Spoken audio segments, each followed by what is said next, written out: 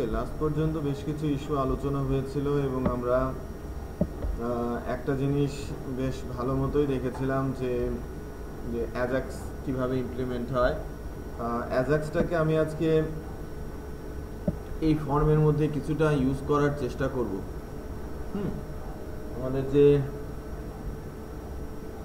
আমাদের যে registration form আছে, রেজিস্ট্রেশন ফর্মের ইমেল অ্যাড্রেসটার জায়গাতে ইউজ করার চেষ্টা করব, যে লাইক আমি টাইপ করব এবং সে এটাকে ভেরিফাই করবে যে আগে থেকেই কাস্টমার টেবিলে কোনো কাস্টমার রেজিস্ট্রেশন আছে কিনা। যদি ইমেল অ্যাড্রেসটা এক্সিস্ট করে আমি তাকে বলবো অলরেডি এক্সিস্ট, এবং সাথে সাথে আমার এই যে সাবমিট বাটন এটাকে আমি ডিসেবল করে দেব। রাইট, আমি পারপাসটা বোঝাতে পারছি? হ্যাঁ, আমি আমার টার্গেট বোঝাতে পারছি যে আমার টার্গেটটা হচ্ছে এরকম যে আমি যদি ইমেল অ্যাড্রেসটা ডেটাবেসে খুঁজে পাই তাহলে বলবো অলরেডি এক্সিস্ট, আর যদি না খুঁজে পাই তখন বলবো কি অ্যাভেলেবেল। রাইট, অ্যাভেলেবেল দেখাবে। তো ইনফ্যাক্ট আমাদের এখানে আরেকটা জিনিস বলেছিলাম যে এই ফর্মটার ওপরে আমাদের একটা লগ ইন ফর্ম দরকার। আপনি একটু কাজ করেন যে লগ ইন ফর্মটা এই পেজের সঙ্গে অ্যাড করে দেন, অথবা লগ ইন ফর্মটা জাস্ট কেটে নেন, ওই ডিপটুকু আমি যেন এখানে বসিয়ে দিলে উপরে লগ ইনের বক্সটা চলে আসে। আর বুটস্ট্র্যাপ দিয়ে করা যায় যে আমার প্রাথমিক অবস্থা এটাকে যদি আপনি অ্যাকর্ডিয়নের মধ্যে রাখেন তো প্রাথমিকভাবে লগ ইনটা কি থাকবে, ওপেন থাকবে, আর যখনই আমি রেজিস্টার বারের ওপরে ক্লিক করব তখন লগ ইনটা বন্ধ হয়ে গিয়ে রেজিস্টার অংশটা খুলে যাবে, দেখতে একটু সুন্দর দেখাবে আর কি। It's possible? হ্যাঁ, আচ্ছা ঠিক আছে। আমি জাস্ট এখান থেকে আমি ফ্ল্যাট যাওয়ার চেষ্টা করছি, আমি আমার কাজের দিকে আজকে কনসেন্ট্রেট করব। হ্যালো, হ্যাঁ হ্যাঁ বলুন। হ্যাঁ, ওই আমার একটু জরুরি একটা কারণে ক্লাসটা ক্যান্সেল করতে হয়েছে, যেটা আমি কোনোভাবেই অ্যাভয়েড করতে পারছি না। হ্যাঁ ঠিক আছে, আচ্ছা আচ্ছা, নো প্রবলেম একটু কনফার্ম করবেন আমাকে। ওকে, কে মেসেজ পায়নি? হাবিবুল ইসলাম। আচ্ছা আচ্ছা ঠিক আছে, আমাকে রিপোর্ট করতে বলবেন নেক্সট ক্লাসে। যে মেসেজ পায় না আমাকে একটু ফোন দিন।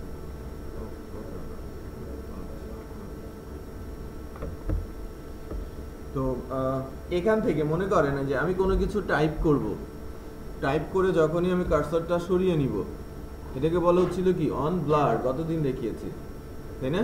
আমি টাইপ করে যখন কার্সরটা সরিয়ে নিব অন ব্লার বলবো। আর এখানে আরেকটা জিনিস যেটা হবে যে আমরা অ্যাজাক্সের রিকোয়েস্টটা এবার ইউজ করব কার মধ্যে, ফ্রেমওয়ার্কের মধ্যে।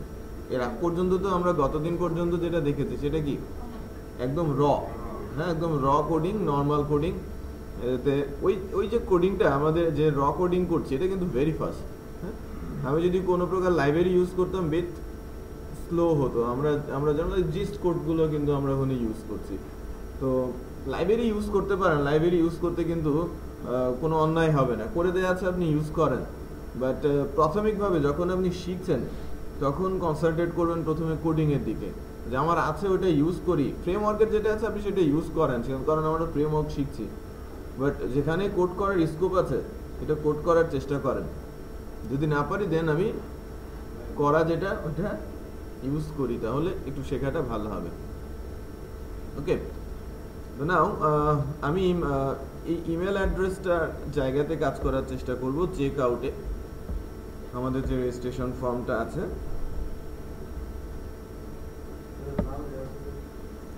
একটা পেজের ভেতরে এরর আছে।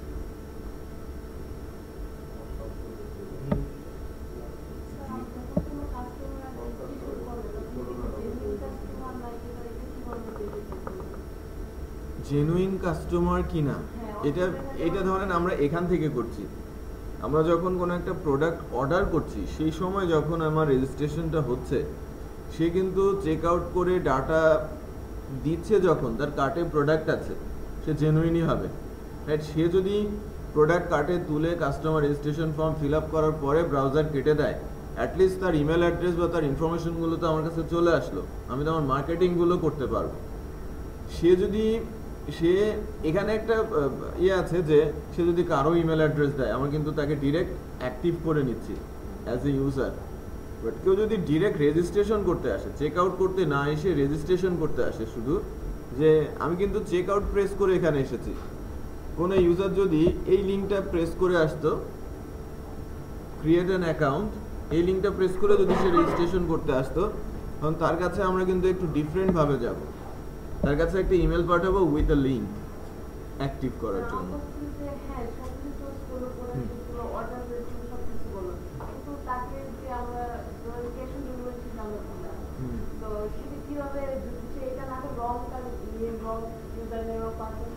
কিছুই করার নেই এখানে। আপনি যখনই তার অর্ডারটা পাবেন সরাসরি ওই কাস্টমার কেয়ার থেকে আপনাকে ফোন দেওয়া হবে, যিনি অর্ডার করেছেন, লাইক ওই সাইটের এগেনস্টে কল সেন্টারের এগ্রিমেন্ট করা আছে, অর্ডারগুলো তারা পাচ্ছে এবং ফোন দিচ্ছে কনফার্মেশনের জন্য।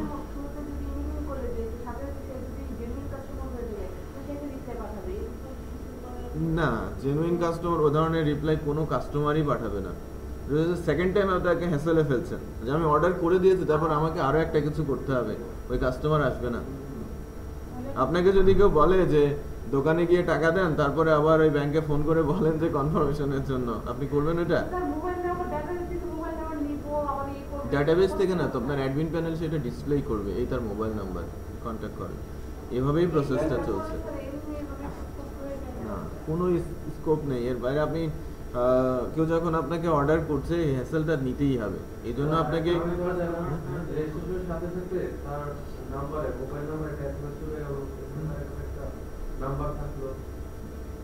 এটা তো করাই যায়। না না, এত হ্যাসেল সে নেবে না। না, আমি অর্ডার করছি, আমি টাকা দিচ্ছি, আমি প্রোডাক্ট দেখিই নাই, তারপরে আবার এত কিছু করতে বলছেন, আমি নাই আপনার সাথে। এখান থেকে কোনো ইউজারকে অ্যাক্টিভেশন লিঙ্কই পাঠানো হয় না এরকম অবস্থাতে। আপনি ফ্রড চেকিং এর জন্য হয়তো এখানে ক্যাপচা বসাতে পারেন, ঠিক আছে, যাতে কোনো একটা আপনাকে প্রবলেমে ফেলার জন্য একটা ফর্ম স্ক্রিপ্ট দিয়ে ফিল আপ করে করে আপনাকে পেইন দিচ্ছে, এটা চেকিং এর জন্য আপনি এখানে অ্যাড্রেস যেটা করতে পারেন একটা ক্যাপচা বসাতে পারেন। কারণ ক্যাপচা এখানে ইমেজ ক্যাপচাটাও অ্যালাউড না, মানে ইউজারের এক্সপেরিয়েন্স যেন খুব ইজি হয়, এখানে এসে সে যেন কোনো প্রকার হ্যাসেল ফিল না করে সেই ব্যবস্থা তাকে করতে পারে। তাকে ক্যাপচা এরকম হতে পারে, তাকে আমি বলতে পারি যে আপনি 2+2 কি হয় বলেন, অথবা 2+7 কি হয় বলেন, এই যে 2-7 আমি জাস্ট র্যান্ডমলি দুইটা নাম্বার চুজ করছি এবং বলছি প্লাস করে রেজাল্ট আমাকে দেন, তার মানে এটা যে কোনো মেশিন ফিল আপ করছে না এটা আমি কনফার্ম। এখন ইমেজ টাইপ করে দেখ আর নাম্বার দুইটা যোগ করে দেখ, একই তো, তাই কিনা? তো ওই ইমেজ ক্যাপচার চাইতে ছোট ক্যাপচা যেটা এই যে নাম্বারিং ক্যাপচা, এটা কিন্তু মাচ বেটার। কারণ অনেক সময় ইমেজ ভুল হয়, অনেক অনেক পেইন দেয়, তাই না? অনেক পেইনফুল একটা বিষয়, হ্যাঁ অনেক পেইনফুল একটা বিষয়, আবার হিজিবিজি লেখা আসে। আমি তো কোনো জায়গায় ওই ক্যাপচা দেখলে আমি রেজিস্ট্রেশনই করি না, বিরক্তিকর একটা বিষয়।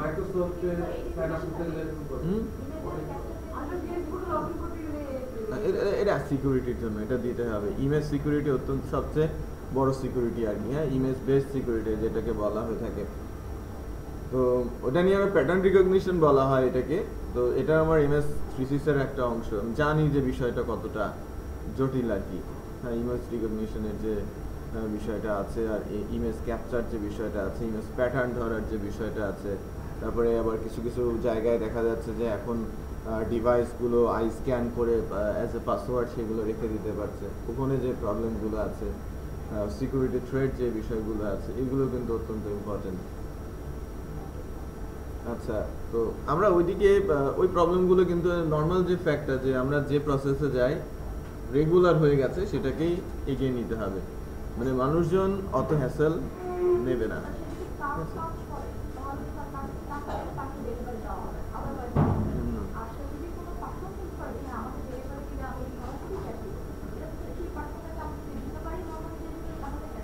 হ্যাঁ, তার সঙ্গে কনফার্মেশনে যেতে হবে, এই জন্যই তো কল সেন্টারগুলো, এই যে বাইরের দেশে এত বেশি কল সেন্টার কিভাবে চলে, বা ওই দেশের যে প্রোডাক্টগুলো যে সেল হচ্ছে বা আদার্স কমিউনিকেশনটা এই যে কল সেন্টারের মাধ্যমে হচ্ছে। বোঝা যাচ্ছে যে আমি একটা সার্ভিস কিনছি, সার্ভিসটার সাথে আমাকে অ্যাটাচ রাখার জন্য আমার সঙ্গে খুব সুন্দর করে তারা একটা ব্যবহার করছে এবং আমাকে কনভিন্স করার চেষ্টা করছে। সাইট একটা পার্ট, ওটাও একটা পার্ট।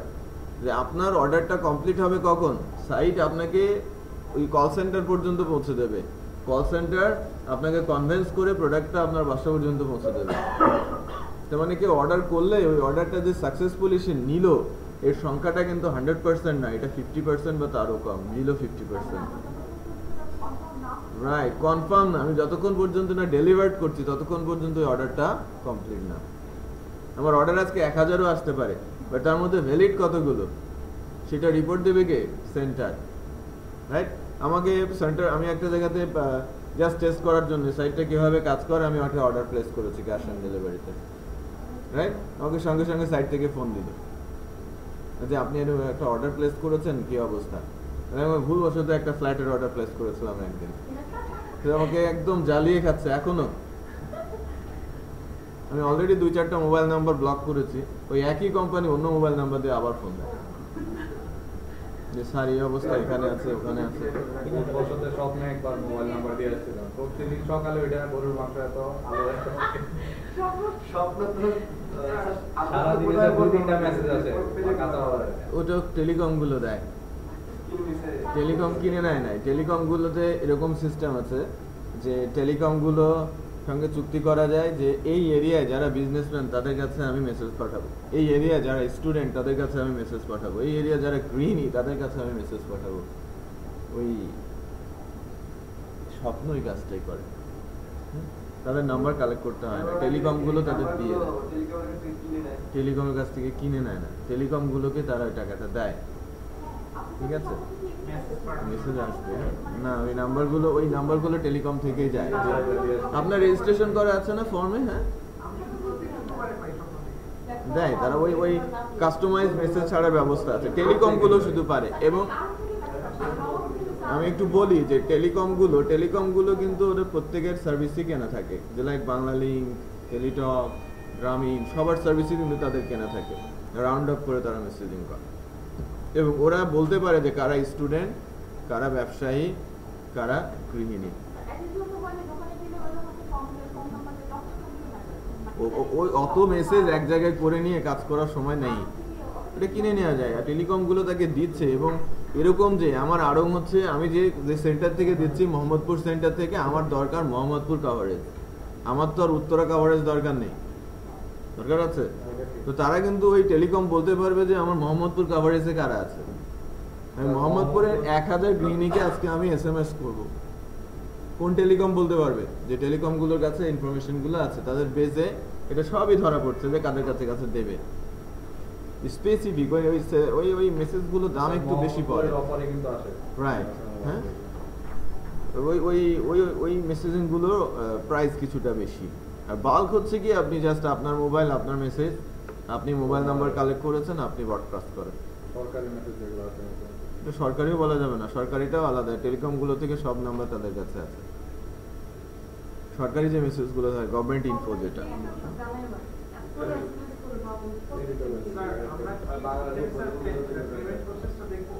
হ্যাঁ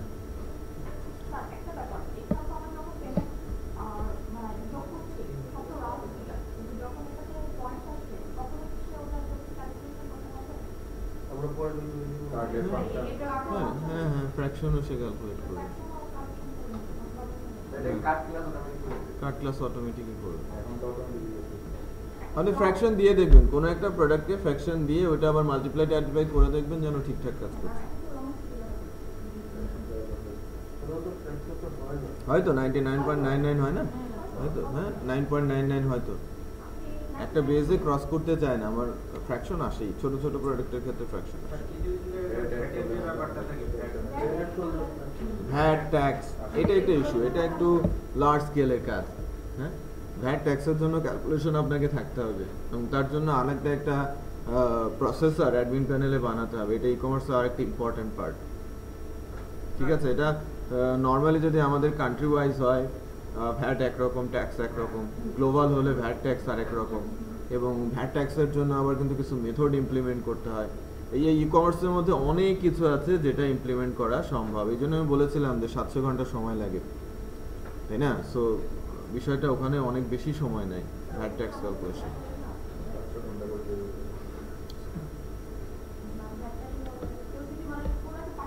স্যার আপনি যে বললেন স্যার অর্ডারটা যে আপনি সহজ প্রসেসে যেটা করতে পারেন সেটা হচ্ছে যে প্রোডাক্ট ওয়াইজ কিন্তু ভ্যাট সিস্টেম আছে। যে আপনি যখনই কোনো একটা প্রোডাক্ট অ্যাড হচ্ছে ওর কত পার্সেন্ট ভ্যাট সেটা আপনি অ্যাড করে দেবেন। ঠিক আছে, প্রোডাক্ট যখন অ্যাড করছেন তার পার্সেন্টেজটা অ্যাড করে দেবেন, সেই অনুযায়ী প্রোডাক্টের প্রাইসের উপর বেস করে ভ্যাট সে আমাকে বলে দেবে। এবং আলটিমেটলি যখন আমার কন্টেন্টের মধ্যে যে প্রোডাক্টগুলো থাকবে প্রত্যেকটা প্রোডাক্টের সাথে আমি যখন ওই ভ্যাট দিয়ে দিচ্ছি তখন ভ্যাটটাকে আমি আবার তুলে নিয়ে এসে ডিসপ্লে করে দেবো। প্রোডাক্ট প্রাইসটা ভ্যাট সহ শো করে না, ভ্যাট ছাড়া শো করে। স্যার ভ্যাটটা পরে অ্যাড। মানে আমরা যে সিস্টেমটা করতেছি যেখানে আমি অর্ডার দিয়ে দিলাম, কল সেন্টারে আমার কনফার্ম হলো যে অর্ডারটা আলটিমেটলি ডেলিভার হয়েছে কিনা, আমি টাকাটা পাচ্ছি কিনা, রাইট? স্যার কিন্তু তাইলে আমরা যে রিপোজিটরি মানে পিসের যে ব্যাকএন্ডে স্টকটা ম্যানেজমেন্ট করব, স্যার 1000 জন অর্ডার দিল, এর মধ্যে অর্ডার মেইনলি নিল 5 জন, কিন্তু আমার ওই যে অর্ডার তো ওই যে আবার বাউন্স করে করে অ্যাড হয়ে যাবে। যখনই তার অর্ডারটা ক্যান্সেল করে দিব আবার আমাকে আপডেট করে চালাতে হবে। স্যার কিন্তু আমরা ওই যে মিনিমাম একটা লেভেল দিয়ে আসতেছি না ডাটাবেসে, তাহলে ওইটা ট্রিগার হয়ে যাচ্ছে, আমি আরো নতুন সাপ্লায়ার কাছে আরো নতুন চেয়ে ফেলতেছি না। ওইটা ম্যানেজ হয়ে যায় আর কি আলটিমেটলি। যে আপনি যখনই তাকে কিন্তু ছেড়ে দিচ্ছেন না, কেউ একজন অর্ডার করলো এবং অর্ডারটা আপনি একবারে তাকে সে রিজেক্ট করলো তারপরে আমি আমার আশাটা ছেড়ে দিলাম, এরকম না। কিন্তু এটা চলতেই থাকে, এটা একটা কন্টিনিউয়াস প্রসেস। যে আপনি এই যে 1000 জনই যে অর্ডার করে চলে গেল আর যে কেউ অর্ডার করবে না সেটাও কিন্তু না। আমার স্টকে যেটা আমি আনতে যাচ্ছি সেই স্টকটা যে একেবারে ওভারফ্লো হয়ে যাবে সেটাও কিন্তু হবে না। আলটিমেটলি এমন একটা প্রসেসে চলে আসে, তারা কিন্তু প্রতিদিনের রিপোর্ট অনুযায়ী তারা বোঝে যে কোন প্রোডাক্টটা কি অনুযায়ী কাটতি হচ্ছে এবং কোন কোন কাস্টমারগুলো ভ্যালিড আর কোনগুলো ভ্যালিড না, কত পার্সেন্ট অর্ডার আমাদের কাছে ভ্যালিড আসবে। হয়তো প্রাথমিকভাবে তার প্রবলেম হবে, বাট কিছুদিন যখন তার বিজনেসটা রান করবে তখন সে কিন্তু খুব সহজেই বুঝে যাবে যে এর মধ্যে কত পার্সেন্ট ভ্যালিড। আর আমাকে যখন অ্যালার্ট করা হয়েছে কোনো একটা প্রোডাক্টে, যে লেখা আজকে দুপুরে আমি অ্যালার্ট পেয়েছি আমার রিঅর্ডার লেভেল হয়ে গেছে, আমাকে অর্ডার করতে হবে, সে হয়তো কিছুক্ষণ সময় ওয়েট করে রিঅর্ডার করছে। ইন দ্য মিন টাইম আমাকে কিন্তু আবার ওই কল সেন্টার রিপোর্ট করছে। ইনস্ট্যান্ট কল সেন্টারগুলো কিন্তু রিঅ্যাক্ট করে। স্যার কল সেন্টার কি আমাদের ফোনে রিপোর্ট করবে না? ফোনে কল রিপোর্ট সেন্টারে আমাদের একটা প্যানেল থাকবে যে ওরা ক্যান্সেল করে দিবে। অর্ডার করার পরে অর্ডার একটা অর্ডার করলো, আমাদের কল সেন্টারের কি দরকার? হয় সে পে করতেছে কার্ডে, নতুবা সে পে করতেছে আপনার হচ্ছে বড় বড় যে সাইটগুলো এদের সকল অ্যাডমিনিস্ট্রেটিভ দায়িত্ব দিয়ে দেয় এখন সেন্টারের কাছে। ঠিক আছে, যে এত বেশি অর্ডার আসে আপনি কতজন এমপ্লয়ি নেবেন? না, স্বয়ংক্রিয়ভাবে হচ্ছে কিন্তু স্বয়ংক্রিয়ভাবে হলেও এই যে ক্যাশ অন ডেলিভারি কিন্তু মনে হয় বাংলাদেশ ছাড়া কোথাও আছে বলে আমার মনে হয় না। আপনি ইয়েতেও আমি একটু বলি, আপনি অ্যামাজনেও যাবেন, অ্যামাজনেও 30% অর্ডার হবে ক্যাশ অন ডেলিভারি, রিপোর্ট দেখবেন অ্যামাজনে। এবং ওখানে কত বেশি লাইক 20টার মতো পেমেন্ট গেটওয়ে আছে ওই দেশেও, তারপরেও 25 থেকে 30% ক্যাশ অন ডেলিভারিতে হয়। ক্যাশ অন ডেলিভারিতে হবে, আপনি অর্ডার করেছেন তারপরে টাকা রিসিভ করে আসে ক্যাশ করে, কার্ডের মাধ্যমে হচ্ছে না। ঠিক আছে, বিশেষ করে এই যে ছোট ছোট ফুড বেভারেজ যে প্রোডাক্টগুলো, যে লাইক আমি পিৎজা অর্ডার করেছি, আমি টাকা দিয়ে অর্ডার করবো না, ও দিয়ে যাবে, আমি ক্যাশ দিয়ে দিব ম্যাক্সিমাম ক্ষেত্রে এই জিনিসগুলোর ক্ষেত্রে। বাট যদি ইলেকট্রনিক্স প্রোডাক্ট হয়, বাট যদি কোনো ফিজিক্যাল গুডস হয় সেক্ষেত্রে, আবার যদি দেখা যায় যে আপনি ডিজিটাল প্রোডাক্ট কিনছেন, এটা ক্যাশ অন ডেলিভারি খুব স্কোপ কম, ওখানে আপনি পেমেন্ট দিয়ে নিয়ে নিচ্ছেন।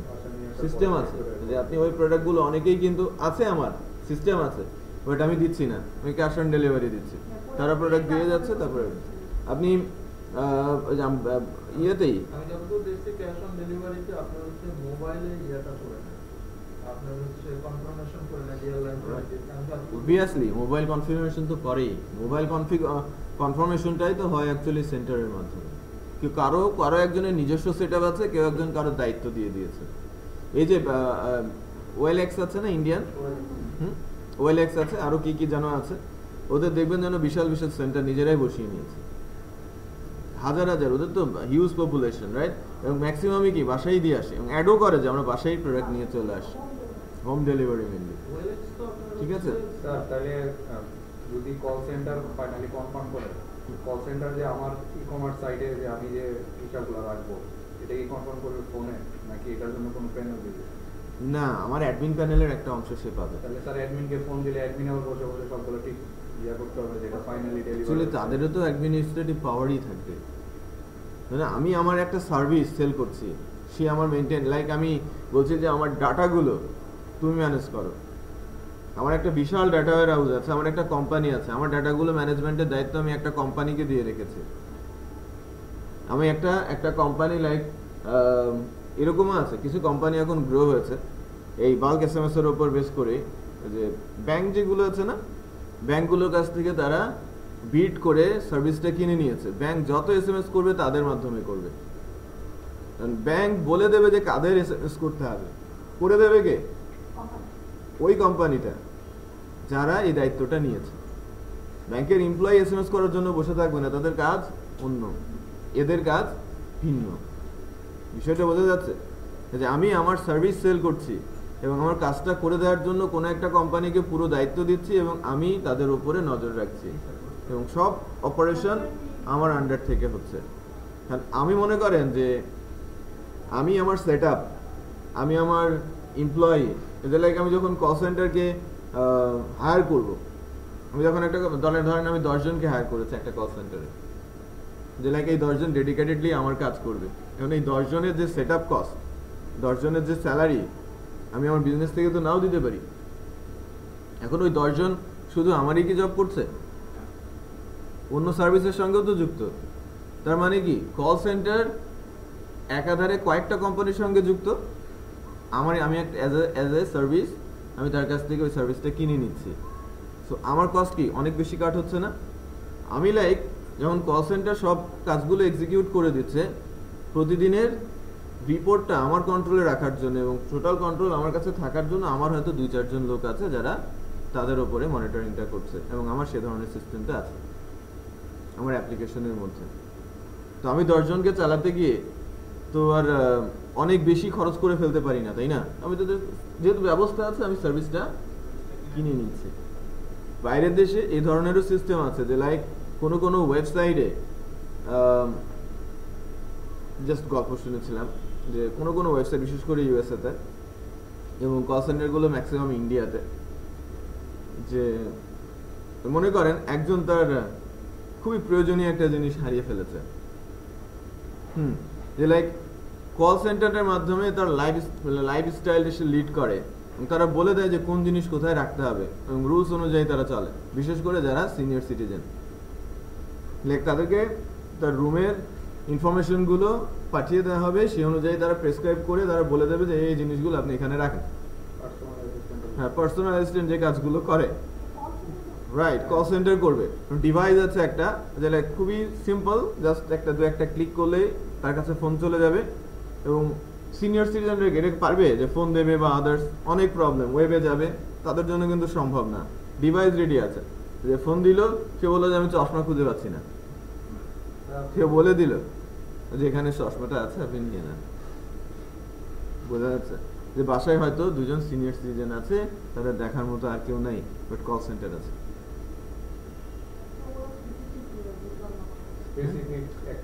স্পেসিফিক একটা জব অ্যাসাইন করে দেওয়া আছে তাদের কাছে, যে তারা জানে চশমা কোথায় থাকবে সেটা তারা জানে, বই কোথায় রাখা দরকার সেটা ওখানেই রাখতে হবে।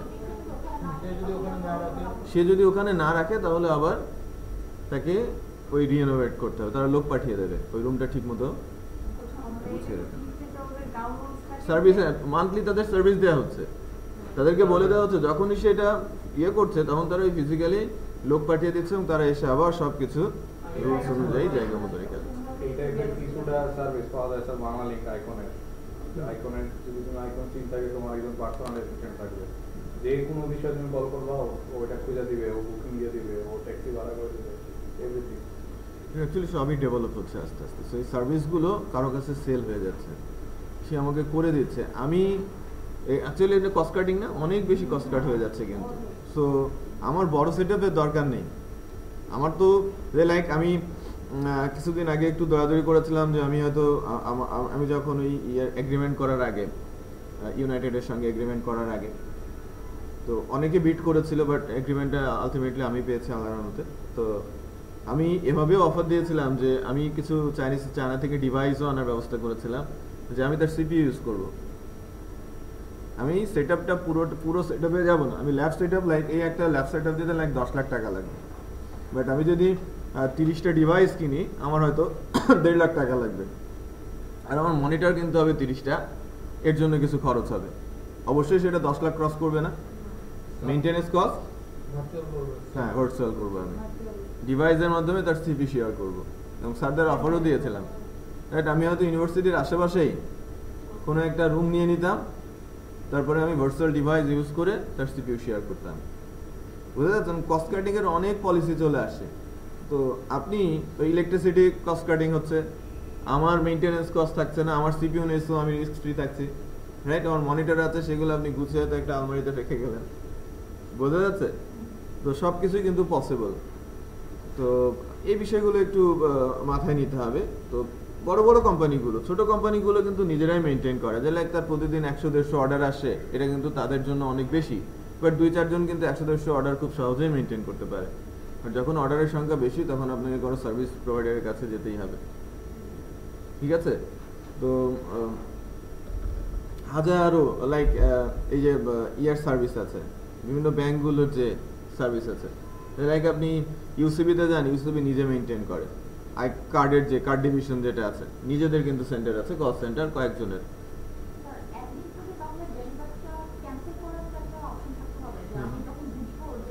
হ্যাঁ, এটা ক্যান্সেল, তাহলে ক্যান্সেল বাটন প্রেস করলে কি হবে, আবার ওই রিব্যাক হয়ে যাবে আমার ইনভেন্টরি সবকিছু। না, আমি ক্যান্সেল করতে পারবো।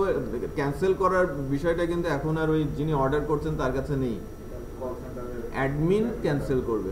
লাইক ওভার দ্য ফোন সে আমাকে কনফার্ম করলো যে না আমি এটা নিচ্ছি না, ওকে, অথবা over the phone say confirm করেছে, আমি বাসায় নিয়ে গেলাম, সে বললো যে আমি নিব না, সেটাও হতে পারে। দেন ওইটা ব্যাক করে এসে যে চার্জটা গেল আমার পকেট থেকে, সেটা আমি নোট ডাউন করে আরেকটা লেজার ইউজ করে আমি বাউন্স ব্যাক করে দিলাম। এরকম হতে পারে যে আমি অর্ডারে 5টা প্রোডাক্ট নিয়ে গেছি, সে 3টা রেখেছে, 2টা ফেরত দিয়েছে, এটাও হতে পারে। সকল সিস্টেমই অ্যাডমিন প্যানেলে থাকে। আর এই প্যানেলটা মেইনটেইন করে বেসিক্যালি কল সেন্টারে যারা মানে যাদেরকে দায়িত্ব দিয়ে মেইনলি অ্যাকচুয়ালি এই ডেলিভারি এন্ড কল সেন্টার কনফার্মেশনে যাবে। আর ডেলিভার টিম যেগুলো থাকবে, একটা হচ্ছে সেলস, একটা মার্কেটিং, আর একটা কি সার্ভিস। হ্যাঁ, ওই সার্ভিস টিমটার কাছে এই ব্যবস্থাটা থাকবে। তাহলে এখানে কি আমরা এরকম ভাগ করব? আপনি এই ধরনের অ্যাক্সেস লেয়ার তৈরি করে ফেলতে পারেন অ্যাডমিন প্যানেল। যখন ইউজ একটা সিস্টেম হবে, তখন আপনাকে অবভিয়াসলি করতে হবে, সবাই সব অ্যাক্সেস পাবে না। আর স্যার এখানে আমরা যেটা করতেছি সেটা হলো একটা অ্যাডমিনই সব কিছু করছে। আমরা তো এখন ক্লাসিফিকেশনে যাচ্ছি না। এখন এ যদি সিঙ্গেল লেয়ার হয়, লাইক সে যদি অর্ডার ক্যান্সেল করে, নর্মাল ওয়েতে ব্যাক হয়ে যাবে। বুঝতে পারছে? সে মনে করেন কল সেন্টারেও কাজ করছে, সে সেলস এবং সার্ভিস সবই কাজ করছে। মানে এখন আমরা একটা অ্যাডমিন নিয়ে যাব। বড় বড় সাইটগুলো একটু ভিজিট করবেন, দেখবেন অনেক এক্সপিরিয়েন্সড হচ্ছেন। হ্যাঁ, সাইটগুলো সম্পর্কে। আচ্ছা, তো আমরা ইমেলের এখানে যাচ্ছি। তো আমরা একটা কাজ করি, আমরা আমাদের ওই অ্যাজাক্স ব্যাচ 10 নিয়ে কথা বলছিলাম। হ্যাঁ, আছে তো, ভিডিও অফ করি নাই। আচ্ছা, আমরা এই অ্যাজাক্সের যে জায়গাটা আছে, কি দিলাম,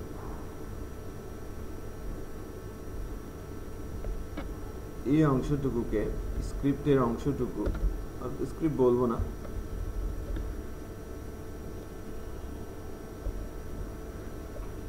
অ্যাজাক্স আপডেটটা তো দরকার নেই। আছে, আপডেটটা কি প্র্যাকটিস করেছেন আপনারা?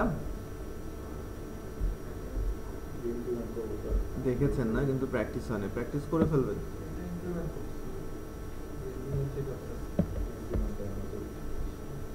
ইমেলটা করেছেন, হওয়ার কথা। আচ্ছা, আমি জেএস এর মধ্যে বিশাল লাইব্রেরি, তাই না? জেএস এর মধ্যে আমি নতুন করে একটা জাভাস্ক্রিপ্ট ফাইল তৈরি করি, অ্যাজাক্স ইউটিলিটি নামে। আমরা মনে রাখবো, হ্যাঁ, অ্যাজাক্স ইউটিলিটি নেবে এবং আমরা এই ফাংশনালিটিটা একটু ইউজ করার এই মেক রিকোয়েস্ট যেটা বলছি এটা ইউজ করার চেষ্টা করব।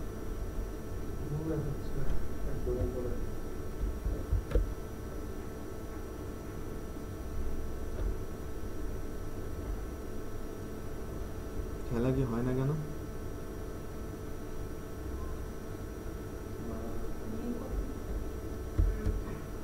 অনেকক্ষণ ধরে তো দেখছি।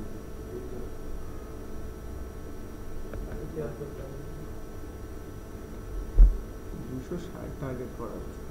172 বাংলাদেশ লাইন বের করে 170 260 260 হবে না? বাংলাদেশকে কিন্তু 90 তো। বাংলাদেশ ওলা বাংলাদেশের যুবদল কিন্তু আউট আফগানিস্তান উঠে গেছে। আফগানিস্তানে 10 উইকেটে হারাইছি, এটা অ্যাকচুয়ালি ব্যাড লাগে আর কি বলতে পারি। যে দলকে আমরা 10 উইকেটে হারালাম ওরা উঠে গেল, এটা তো পলিসিতে ভুল। প্রবলেম আছে কোথায়? সিস্টেমে। আমাদের সিস্টেমে ভুল নেই, আমরা জিতে গেছি ওদের সাথে 10 উইকেটে। ওটা নিয়ে মন খারাপ করার কিছু নেই, প্লেটে চ্যাম্পিয়ন হবে। অস্ট্রেলিয়ার সাথে পারে নাই, এটাই বলেন আসলে। না বেশি রানে হাসছে সমস্যা রানটা একটু বেশি হেরে গেছে।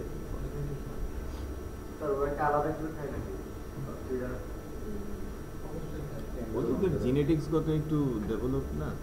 আপনি ওই যারা পার্সিয়ান ওরা তো নর্মালি 6 ফিট হয়, আর আমাদের 6 ফিট হলে এরকম করে তাকায় থাকে আমাদের দেশে।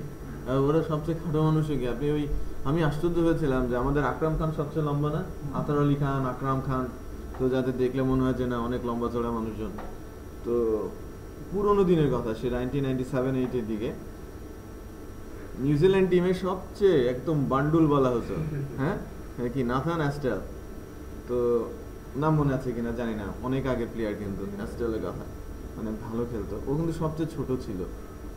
তো হঠাৎ করে একদিন ওনার ক্যাপ্টেন অসুস্থ হওয়াতে সে টস করতে আসে আকরাম খানের সাথে। আমি আশ্চর্য, আকরাম খান চেয়ে বড় অ্যাস্টেল। সে নাকি 5 ফিট 9, সরি অ্যাস্টেল কত 5 ফিট 11 সম্ভব। তাকে দেখা যায় যে খুবই ছোট্ট ওদের দলের মধ্যে। হ্যাঁ, ওদের অন অ্যাভারেজ হচ্ছে 6 ফিট 4, 6 ফিট 5 অ্যাভারেজ হাইট। কিছু কিছু প্লেয়ার আছে 6 ফিট 7-8। হ্যাঁ, আর ওই যে আমাদের ওই সময়কার রিপোর্টও ছিল যে আমাদের এই যে যখন ওই সময় যারা আসছিল, হ্যাঁ হ্যাঁ 1 ফিটের ডিফারেন্স। তো ওদের জন্য স্পেশাল ওই পালং তৈরি করতে হয়েছিল প্রথমবার যখন বাংলাদেশে আসে।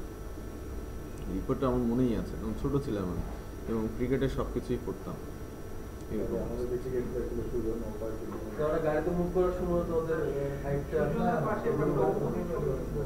ওটা তো আর কিছু বলার নেই, ওরা অনেক লম্বা হয়, ওদের জিনেটিক্স গত ভাবে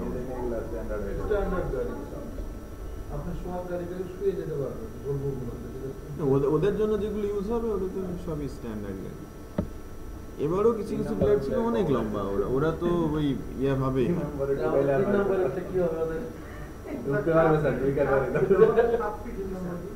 4 ফিট 10, 7 ফিট 2। টম মুডি তো অনেক লম্বা।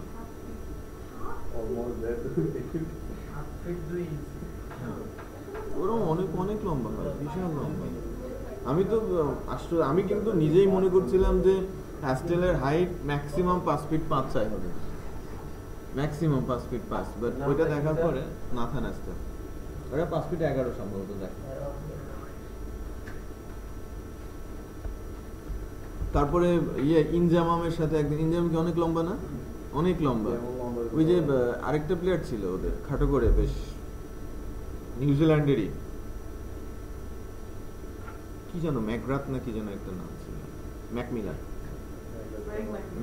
ফ্রেগ ম্যাকমিলান।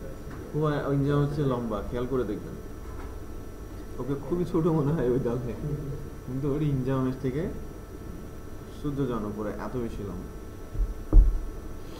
আচ্ছা যাই হোক, আমরা অ্যাজাক্স ইউটিলিটিটা অ্যাড করব কোথায়? ক্লায়েন্টে।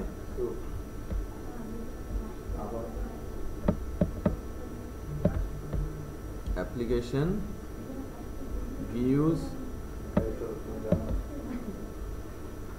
Master script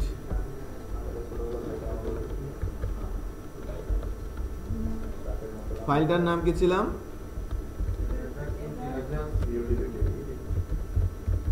Ajax Utility। আচ্ছা হলো, এবার আমরা অ্যাকচুয়ালি কি করার চেষ্টা করছি, আমরা ওই ফাংশনটার কাছে পাঠাবো এমন একটা কিছু যে সে আমাকে একটা স্ট্রিং আমি তার কাছে পাস করব, সে আমাকে যেটা করবে ওই স্ট্রিংটা সার্ভার পেজের কাছে নিয়ে যাবে এবং নিয়ে গিয়ে ডেটাবেজে চেক করবে, চেক করে যদি সে ডেটাবেজের মধ্যে এটাকে খুঁজে পায় বলবে অ্যাভেলেবেল, আর যদি না খুঁজে পায় সেটা বলবে কি নট অ্যাভেলেবেল, অথবা অলরেডি রেজিস্টার্ড, খুঁজে পেলে অলরেডি রেজিস্টার্ড, আর না খুঁজে পেলে বলবে অ্যাভেলেবেল। অলরেডি রেজিস্টার্ড যদি হয় তাহলে আমার বাটনটা ডিসেবল হয়ে যাবে, সাবমিট বাটনটা ডিসেবল করে দিব।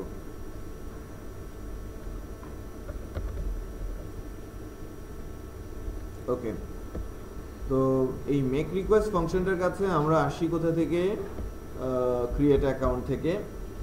আমি ফাংশনটা কল করব অন ব্লারে, এবং ফাংশনটা হচ্ছে কি আমাদের অ্যাজাক্স ইউটিলিটিতে মেক রিকোয়েস্ট। আমরা শুধু অবজেক্ট আইডিটা এখান থেকে পাঠাচ্ছি। মনে করেন আমি মেসেজটা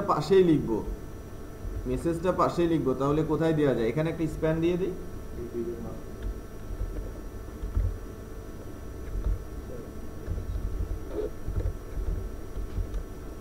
স্প্যান আইডি হচ্ছে res দিয়ে রাখি, রেজাল্ট। আচ্ছা পরে করবো, বুটস্ট্র্যাপ ক্লাস কল করে পরে। আর আমি এখান থেকে কি পাঠাচ্ছি? আমি এই ইনপুট বক্সের ভ্যালুটা পাস করব। এই ইনপুট বক্স যেটা আমি টাইপ করছি, এই ইনপুট বক্সের ভ্যালু আমি পাস করে দেবো কার কাছে? মেক রিকোয়েস্টের কাছে। এবং আমি পাস করছি কোথায়? রেসপন্স রিটার্ন আসবে। ক্লিয়ার? তো আমি পাস করছি ভ্যালুটা this dot value. This dot value বললে আমি যখনই কার্সরটা সরিয়ে নিব এই ইনপুট বক্স থেকে ভ্যালু চলে যাবে কার কাছে? ওই ফাংশনটার কাছে। আচ্ছা, আর আরেকটা প্যারামিটার লিখছি res। ঠিক আছে, তো আমরা এই অ্যাজাক্স ইউটিলিটি ফাংশনটা কিছুটা চেঞ্জ জানি। সেটা হচ্ছে প্রথমটা হচ্ছে আমার ইমেল অ্যাড্রেস, দিস হচ্ছে input box, this dot value এই ইনপুট বক্সের ভ্যালু। ঠিক আছে, হ্যাঁ আমি যেটা টাইপ করেছি। ঠিক আছে, এখানে নিতে পারেন ডকুমেন্ট ডট গেট বলে। আমি এটাকে যদি ডাইনামিক করতে চাই, অন্য কোথাও থেকে যদি আবার এই ধরনের রিকোয়েস্ট পাঠাতে চাই, এটা তো ফিক্সড হয়ে যাচ্ছে। না, তখন আপনাকে কি করতে হবে? প্যারামিটারাইজ করছি আমি ডাইনামিক করছি। হ্যাঁ, সেম ভাবে কল করে জাস্ট এই ফাংশনকে কল করলে তখন কাজ বারবার লিখতে হচ্ছে না, রিইউজ করার চেষ্টা করছে। ঠিক আছে, যাতে এই ফাংশনটা আমি পরবর্তীতে আবারও ইউজ করতে পারি। আচ্ছা, ইমেল অ্যাড্রেস আমি বললাম, এবং সার্ভার পেজ আমাকে তৈরি করতে হবে। সার্ভার পেজ তৈরি করার জন্য এখানে একটা বিষয় আছে যে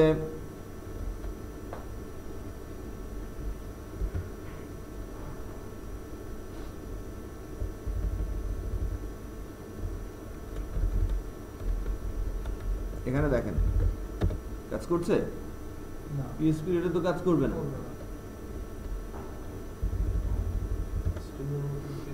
আপনি হ্যাঁ কন্ট্রোলার ড্যাশ ফাংশন লিখলে হবে। আমি এখানে যদি মনে করি যে আমার ফাংশনটা লিখবো, ওই ফাংশনটার নাম কি?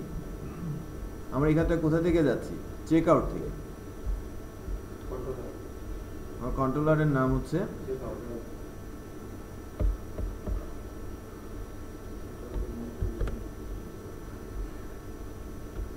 Check out. তারপরে ফাংশনটা নাম আমি বলছি সে কিনা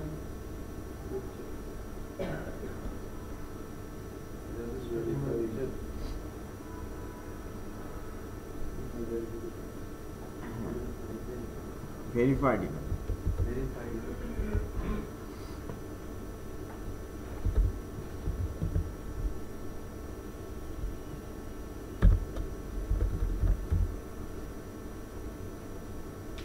ভেরিফাইড ইমেল আমি দিলাম। এরপর কি যাবে বলেন? ওই ইমেল অ্যাড্রেসটা,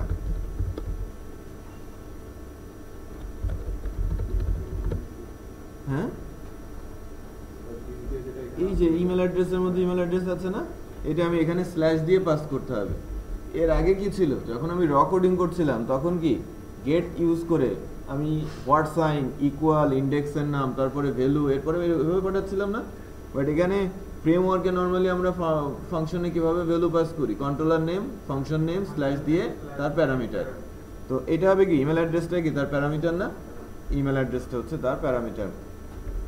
আচ্ছা, আমরা সার্ভার পেজের কাছে রিকোয়েস্ট পাঠিয়েছি, অবজেক্ট আইডি হ্যাঁ চলে আসে এবং রেসপন্স টেক্সট, হ্যাঁ রেস্টটা এখানে বলার দরকার নেই, রেস্টটা তো এখানে বলা আছে, এই যে রেস্টের মধ্যে আছে না, রেস্টে এখানে চলে আসে, সো অটোমেটিক পেয়ে যাবে। তো আপাতত আমি যদি শুধু চেক আউটের মধ্যে গিয়ে একটা ফাংশন কল করি,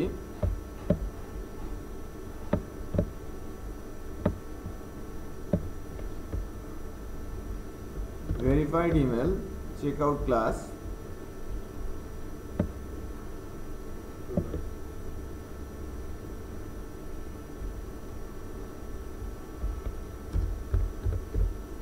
public function verify email,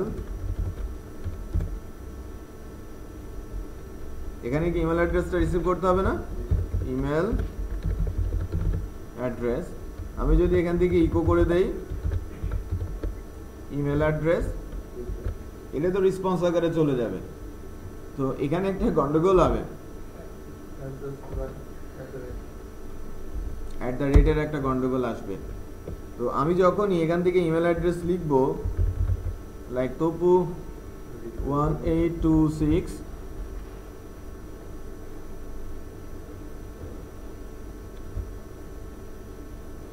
just এতটুকু লিখেছি, এবার কার্সর সরালাম, কোনো রেসপন্স নেই কেন, পেজটা রিফ্রেশ দেওয়া হয়নি, আসছে তো একটু সময় নিয়েছে।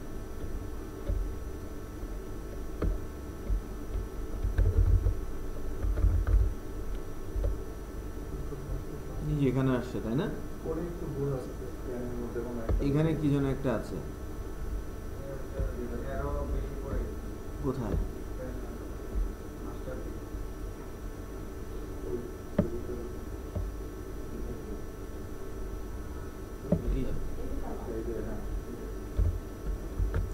আচ্ছা অ্যাটলিস্ট ওটা তো আসছে, বাট এখানে একটা গন্ডগোল হবে যে আমি যদি ইমেল অ্যাড্রেসটার এখানে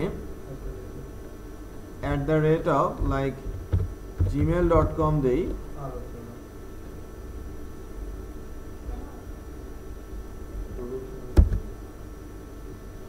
কারণ @URL সাপোর্ট করে না, বলছি ওটা যাই দেখাবো।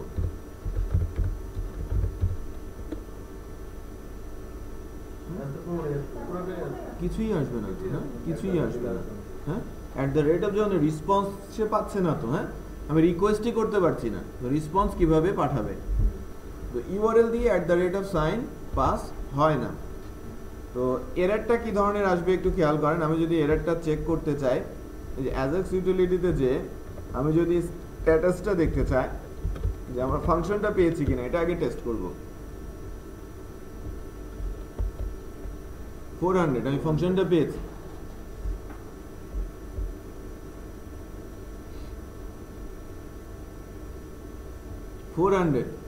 দেখি ইন্টারেস্টিং একটা রেসপন্স না, পাওয়ার অর্থটা কি 200 রাইট, আর না পেলে কি 404 আর 400, এটাকে বলে খুঁজতে হবে যে অ্যাকচুয়ালি 400 মানে কি।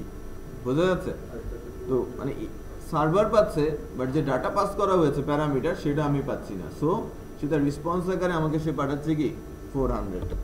সো ইনফ্যাক্ট আমাকে এখন যে কাজটা করতে হবে যে ইউআরএল এর মধ্যে ইউআরএল এ এই @সাইনটা বাই ডিফল্ট কোঅর্ডিনেটর ফ্রেমওয়ার্কে দেয়া নেই। আমরা প্রজেক্টের মধ্যে গিয়ে কনফিগ ফাইলে config.php এই ফাইলটাতে গিয়ে আমি কন্ট্রোল জিতে না, আমি যদি খুঁজি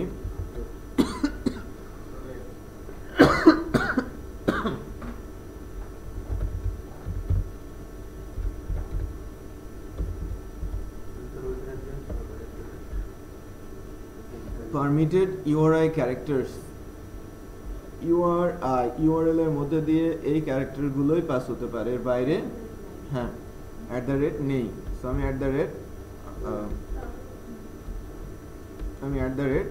অ্যাড করে দিলাম। ওকে, এখন আমি পাবো।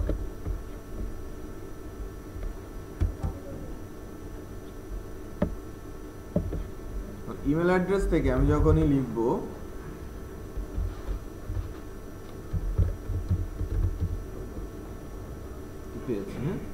সে চলে আসছে। এখন এই ইমেল অ্যাড্রেসটাকে আমাদের চেকিং দিতে হবে ডেটাবেস। ঠিক আছে, এই ইমেল অ্যাড্রেসটা আমরা এখন নিয়ে যাব কোথায়? আমি তো পেয়ে গেলাম আমাদের এই চেকআউট ফাইলটাতে ইমেল অ্যাড্রেসটা পেয়েছি। এখন আমরা মডেলের একটা ফাংশন কল করব, মডেলের ফাংশন গিয়ে চেক করব।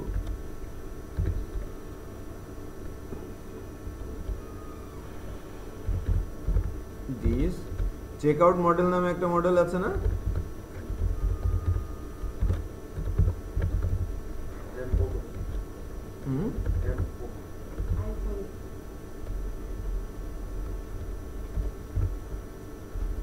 চেক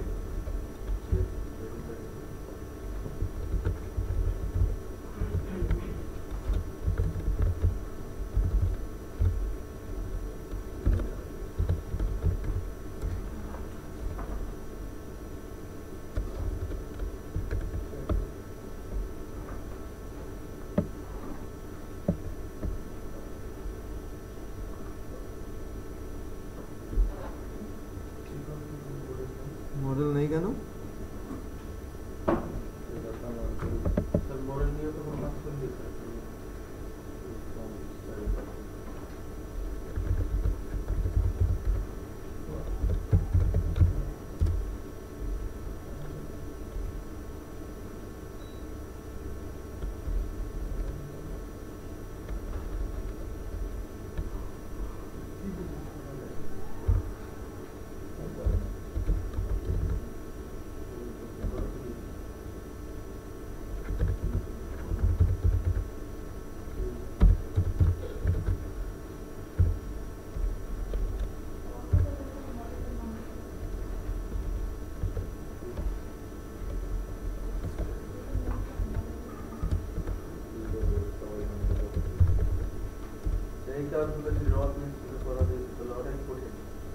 একটু অনেক ইয়ে করা না,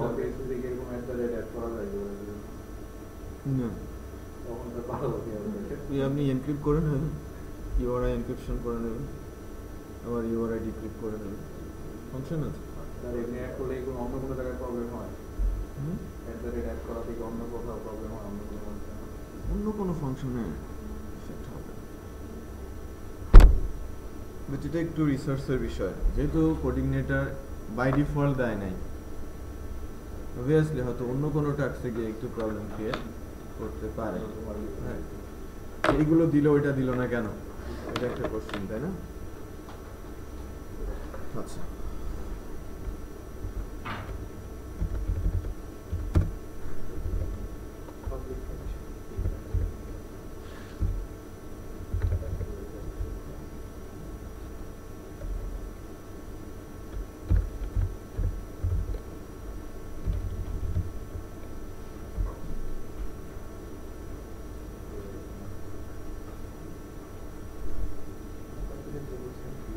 আপনাকে একটা শাস্তি দিয়ে দিকে আসে, নিজে মেয়েকে ডেকে নিয়ে আসে।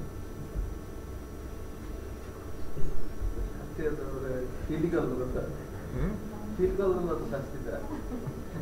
বাইরে গিয়ে করবে, এখানে ফিল করলে কি হবে? ঘুম থেকে উঠতে হয়তো একটু দেরি হয়ে গেছে।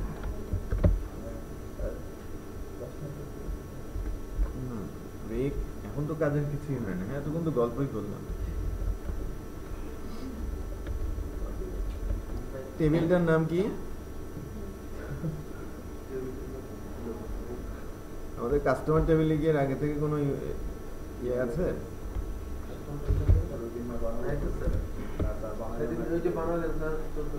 কোনো ডাটা নেয় না? ডেটাবেসটার নাম কি ছিল? ডিবি ছিল না?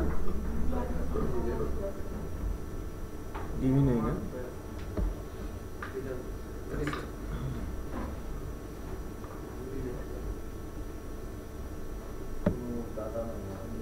না, কোনো ডাটা নেই। আমি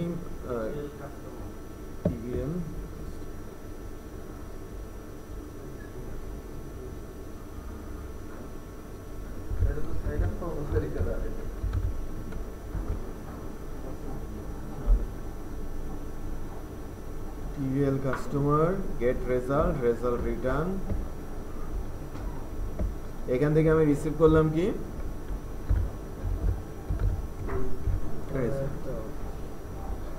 এখন আমি ইফ টেস্ট করতে পারি।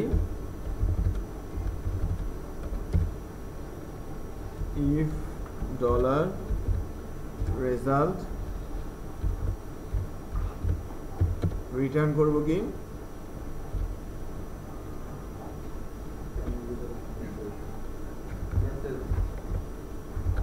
অ্যাভেলেবল রিটার্ন করব না, ইকো দিতে হবে, কারণ এটা তো হ্যাঁ অ্যাজাক্স তো রেসপন্স আকারে নিয়ে যাবে। এলস ইকো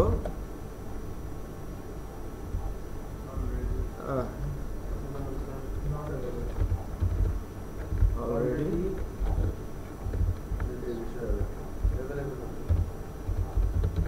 এটা তো থাকলে তো অলরেডি রেজিস্টার্ড হবে, আর না থাকলে বলবো অলরেডি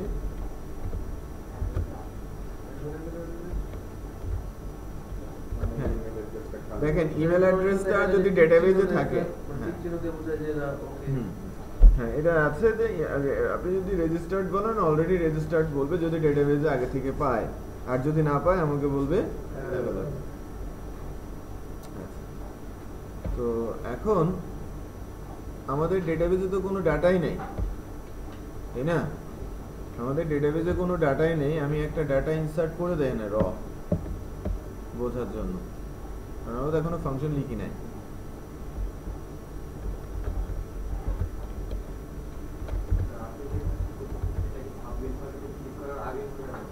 হ্যাঁ, আমি জাস্ট কার্সারটা সরিয়ে নিলেই হবে। হ্যাঁ, কার্সারটা সরিয়ে, ওই যে আমরা যখন গুগলে অ্যাকাউন্ট ক্রিয়েট করতে যাই কার্সার সরিয়ে নিলেই বলে না, ওখানে রেড লাইন চলে আসে যে এটা অলরেডি আছে, আপনি নিতে পারবেন না। যেমন আমার পুরো ফর্মটা ফিল আপ করে সাবমিট করতে হচ্ছে না, যে ইমেলটা আমি যখন বানাচ্ছি।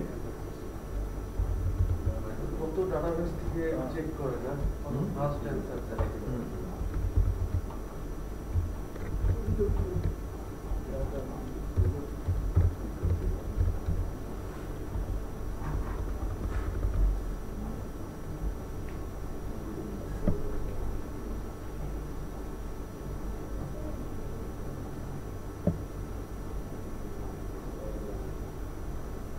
মোবাইল নাম্বার,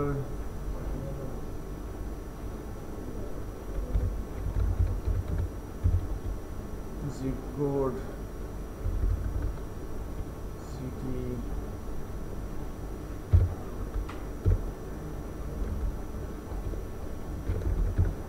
ওই জিনিসটা কিভাবে করেন যে আমি যদি বাংলাদেশ সিলেক্ট করি কান্ট্রি, হ্যাঁ সেক্ষেত্রে আমার ইগুলো দেখার থাকে ঢাকা, চিটাগাং, এইগুলো কান্ট্রি বেস শো করবে। এটা তৈরি করা থাকে জাভাস্ক্রিপ্টে, ফাংশনালিটি তৈরি করা থাকে কোন কান্ট্রির জন্য কোন স্টেটগুলো ওটা বানানোই থাকে।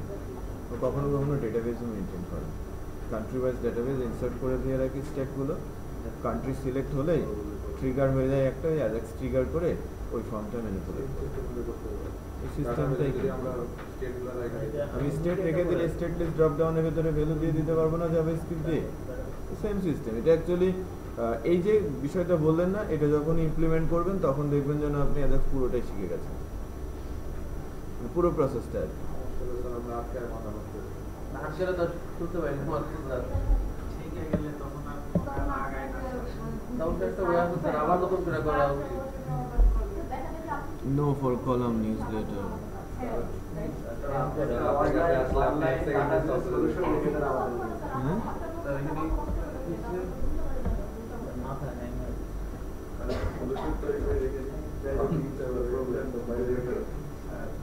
ওটা হলো স্যার যে অ্যাক্টিভ ওই জিনিসটা ছিল স্যার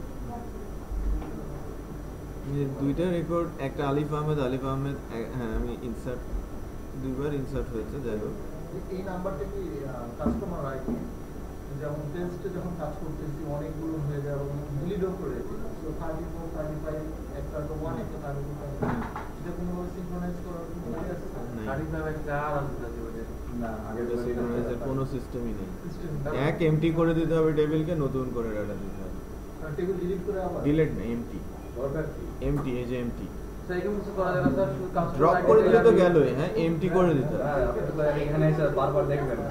আমার এরকম হয়েছে মানে এত সবারই হয়, প্রথমে টেস্ট করার জন্য হয়, পরে বিচ্ছিরি লাগে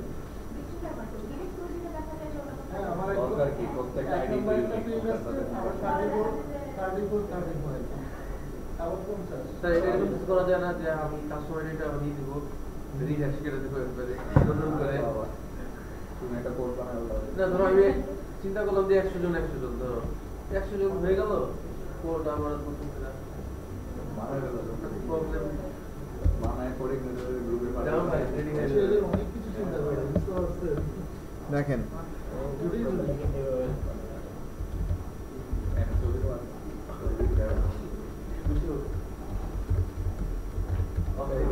এটা যদি বলি এখানে একটা এরর চলে আসছে চেক আউট মডেল ও আচ্ছা পাবে কি করে এররটা ঠিকই আছে তো আমি যখন এরও দিল হ্যাঁ এরর তো দিয়েছে এর তো কথাই আপনারা কি ইয়েটা চলে যান চেক আউট ক্লাস আমি এই যে মডেলটা মডেলটা করলাম এখনো হয়নি, স্যার। এই মডেলটা তো আমি অ্যাডই করি নাই তো এরর দেবে না তো কি করবে তাই না মডেলটা করতে হবে তারপর আপনি অ্যাডাক্সে যে কন্ডিশন দিতে হবে অ্যাজাক্সে ওই মানে বাটন ডিসেবল করা না না কোনটা অনেক সময় হয় কি ইউজার অ্যাডাক্স মানে ইমেলে ক্লিক করছে বাট কোনো কিছু রাইটস ছাড়া সে আবার অন্য আরেকটা লাইক করতেছে সেই ক্ষেত্রে আবার এরর শো করে ব্ল্যাঙ্ক রেখে দিয়ে হ্যাঁ সো ওই ক্ষেত্রে আরেকটা আপনি ইনস্টলেশন দিতে হবে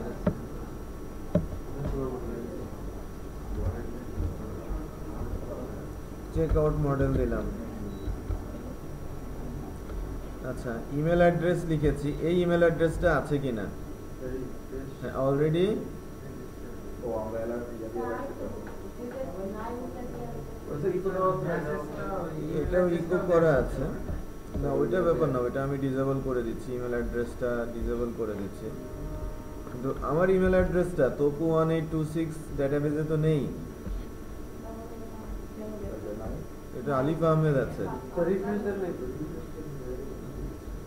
রিফ্রেশ তো দিয়েছি হ্যাঁ রিফ্রেশ দিয়ে আরেকবার মানে খুব টেস্ট করে হবে তো মনে হয়, তারপর তো আমার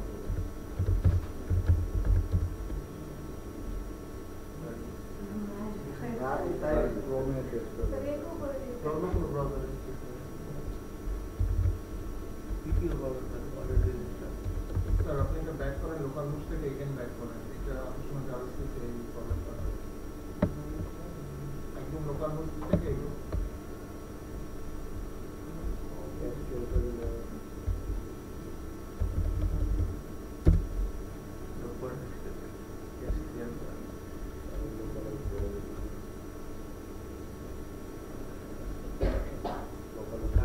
গ্লোবালি হোস্টেড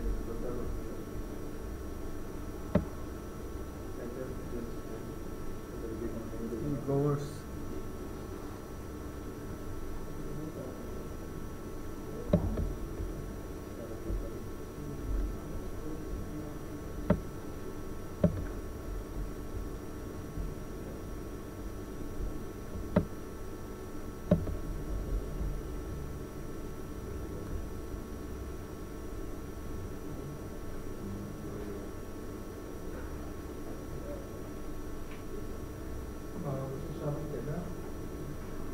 খুবই সুন্দর, ভালো হয় সবাইকে। এই মানুষটার মাঝে মাঝে বুঝতে মনে হয় খুশি হয় না, মনের দুঃখে ওরা মনে হয়। বুঝতে পারছেন সে ধরেই রাখে হারবে। বিশেষ করে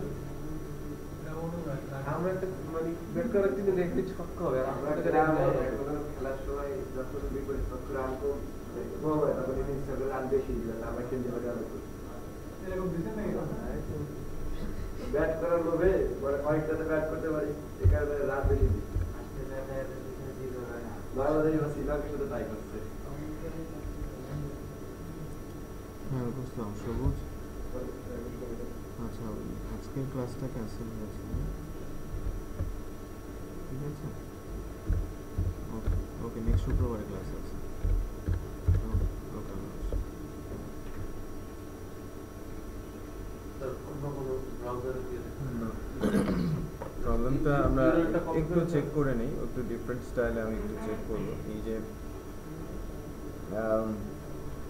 এই ফাংশনটাতে কোনো গন্ডগোল হলো কিনা আমরা একটু দেখি। এখান থেকে রেজাল্ট রিটার্ন হচ্ছে, অ্যাকচুয়ালি রিটার্ন হবে কি গ্রো একটা দিন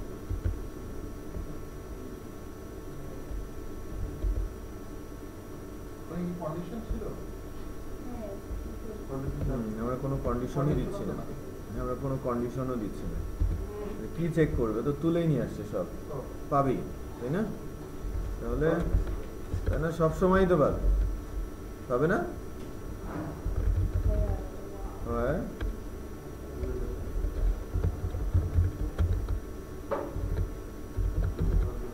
ইমেল অ্যাড্রেস কমা ইমেল। সব তুললে তোমার একটা সমস্যা। হ্যাঁ সমস্যা তো আছে, আমি কিভাবে চেকিং এ যাব?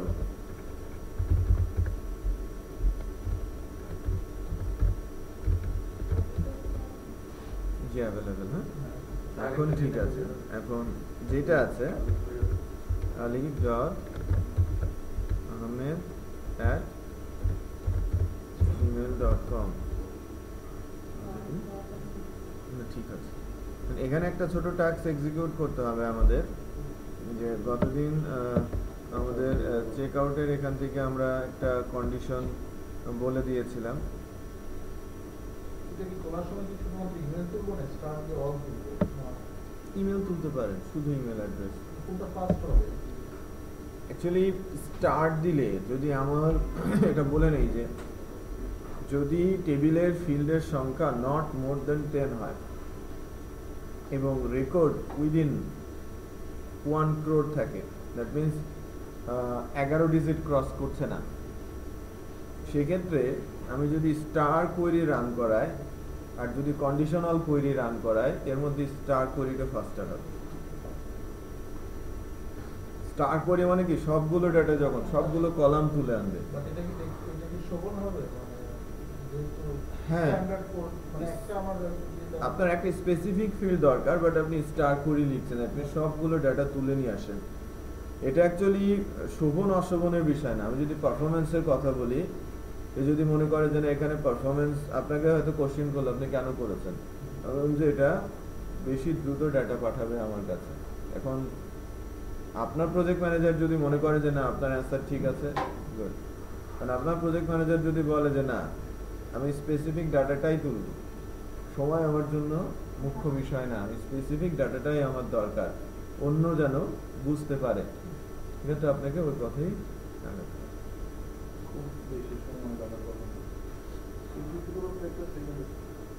না কন্ডিশনাল তো একটা কন্ডিশন পড়ে গেলে কি ওটা চেক করে, আর যদি কন্ডিশন না থাকে সব কিছু তুলে নিয়ে আসে। সে কিন্তু সবার সঙ্গে চেক করছেই, এরকম না যে সবার সঙ্গে চেক করছে না, ওটা তো সময় নিচ্ছে। 11 ডিজিটের বেশি যদি তোমার ডাটা থাকে তো পুরোটা তুলতে সময় লাগে। আবার 11 ডিজিটের বেশি হলেও কিন্তু একটা প্রবলেম আছে, রাইট? কারণ ওই সময়টাতে আবার ইন্ডেক্সারের সাইজ রিঅ্যালোকেট করে নিতে হয়। তো ওই ক্ষেত্রে যখনই আমার ডাটা ইউজ, তখন আবার কিন্তু ওর জন্য বেস্ট পলিসি হচ্ছে সিলেক্টেড ডাটা।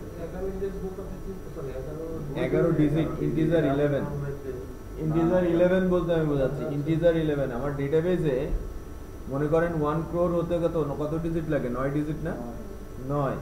এখন 11 ডিজিট, 100 crore ডাটার বেশি আছে, মানে MySQL, হ্যাঁ এই ডাটা বেশি হলে রো আছে 100 crore-এর বেশি, তখন আপনি কিন্তু আবার স্টোর করে লিখলে সে অনেক বেশি সময় নিয়ে নেবে, সিলেক্টেড করে নিতে হবে, ঠিক আছে? সো বেশি ডাটা যখন হয়ে যাবে তখন আবার বেশি ডাটা নিয়ে যদি ওকে লাইক ওই ইন্ডেক্সার যে ডাটাগুলো তুলে এক জায়গায় রাখবে দেন দেবে, তখন কিন্তু আবার রিঅ্যালোকেট করবে আরেকটা ইন্ডেক্সের মধ্যে, অনেক সময় ব্যয় হয়ে যাবে। তখন আমাদের বেটার প্র্যাকটিস হবে কি ওই ডেটাবেস টেবিলের মধ্যে থেকে স্পেসিফিক রোটা খুঁজে নেওয়া যাওয়া, যাতে আবার নতুন করে দুইটা ইন্ডেক্সে ডাটা রাখতে না হয়। তার মানে তার ইন্ডেক্সারের সাইজ কত, যে 999 কোটি ডাটা সে ধরতে পারবে, এর চেয়ে বেশি হলে সে নতুন ইন্ডেক্সার বানাবে, বোঝা যাচ্ছে? এই জন্য 11 ডিজিট পর্যন্ত তার পারফরমেন্স ঠিক থাকে। অনেক ইউজ এই জন্য তো MySQL কে ইউজ করা হয়ে থাকে। এটা ক্রস করবে আচ্ছা, হ্যাঁ স্যার এই জন্য ওরাকল ইউজ করে না, ওরাকলে তো সিস্টেম ক্যাপাসিটি আর বেশি। পারফরম্যান্স আরো ভালো। অ্যাজাক্স একটা কন্ডিশন দিতে হবে। আমার অ্যাজাক্স একটা কন্ডিশন দিয়ে দিব এখানে, যে আমি যে রেসপন্স টেক্সটটা পাচ্ছি, যে গতদিন আমি দিয়েছিলাম, কিন্তু যে রেসপন্স টেক্সটটা আসে, যদি রেসপন্স টেক্সটটা অলরেডি রেজিস্টার্ড হয়, কোথা থেকে আসে চেক আউট, এখান থেকে কপি করে নিয়ে আসি, হুবহু কপি করতে হবে। অলরেডি রেজিস্টার্ড হয়, আমি আমার এই ফর্মে এটাকে ডিসেবল করে দিব। এটা কি হবে? ডিসেবল ইকুয়াল আমাদের বাটন তো মনে হয় বাটনের নামটা আমি চেঞ্জ করে নিচ্ছি। আর আরেকটা পাঠিয়েছি অ্যাভেলেবেল, তখন আমি এটাকে যদি অ্যাভেলেবেল হয় এটা ফলস করে দেব।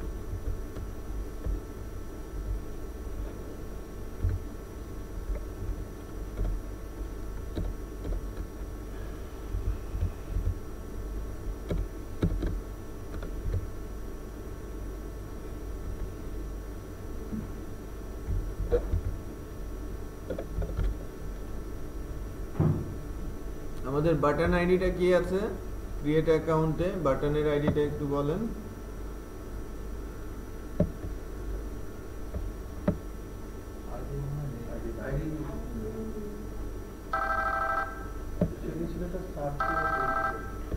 এটা বাটন প্লাস আই এগ্রি কেন? কোথায়? নিচে তার বাটন আর তো কোনো বাটন দেখছি না। তার পাশে পাশে থাকতে পারে না? রাইট।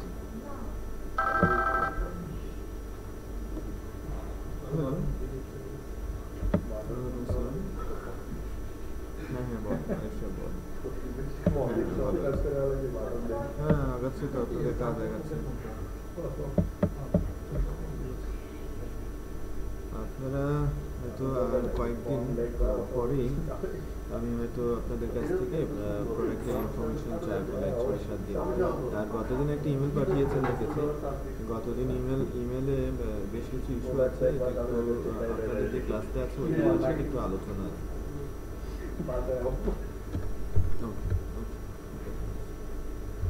নেক্সট ক্লাসটা তো সোমবারে হবে সকালে।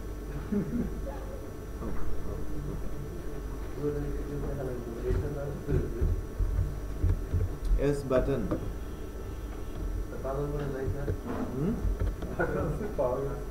পেয়েছি, হ্যাঁ এক্স বাটনটা পেয়েছি। Submit button,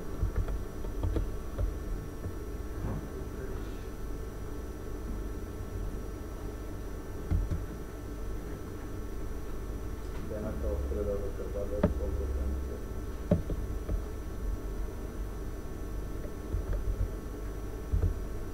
alif.ahmed@gmail.com already registered।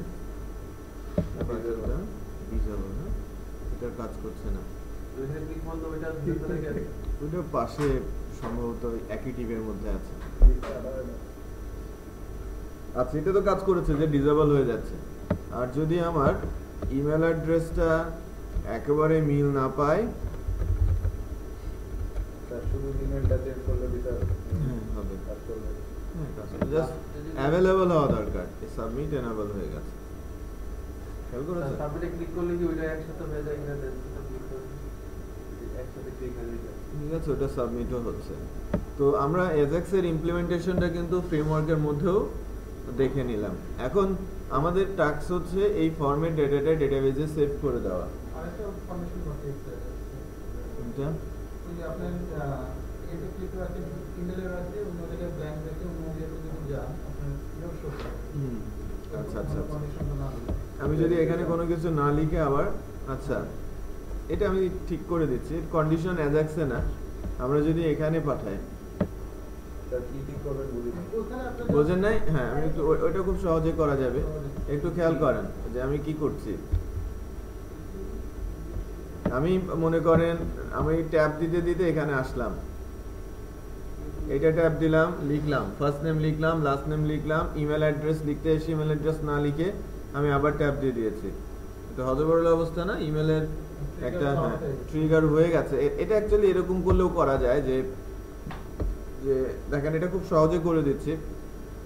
Check আউটে এসে এই ইমেল অ্যাড্রেস সে এক্সপেক্ট করছিল,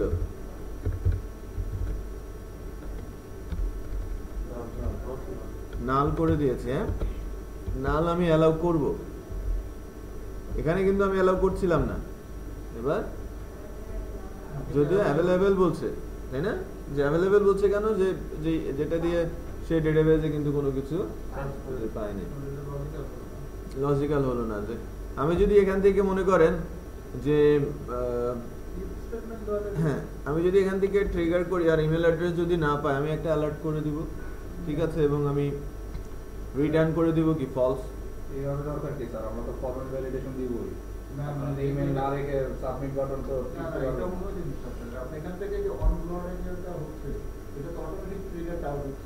এই যে অ্যাভেলেবল আপনি available show করতেছেন না? এই যে অ্যাভেলেবলটা চলে আসে, আমি বন্ধ করে দিব। হ্যাঁ, আমি যখনই অন ব্লারে যাব এবং কোনো কিছু খুঁজে পাবো না, আমি আর অ্যাজাক্সে যাবই না, ওই তো স্যার ওইখানে একটা ইন কন্ডিশন দিন না। যাবই না। ইন কন্ডিশন দিয়ে ভ্যারিয়েবলটা যদি এমটি থাকে, ওই নিচের লজিকে আসে না। নিচে আসবেই না। আসবে না।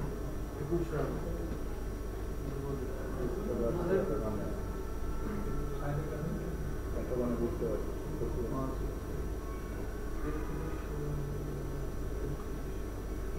তো এটা মনে একটু দেরিতে আসে মনে হয়। এটা তো দ্রুত আসে এই সাইটটা সবচেয়ে বেশি। কিন্তু অনেক বেটার। তো বেট স্লো, বেশ স্লো ডাটা। ক্লিক ইনফোতে এখন দেখেন হ্যাঁ, আপনার তো পারছে। এটা একটু 2-3 বল বেশি থাকে এগিয়ে থেকে। সবচেয়ে ফাস্ট হচ্ছে রেডিও। রেডিও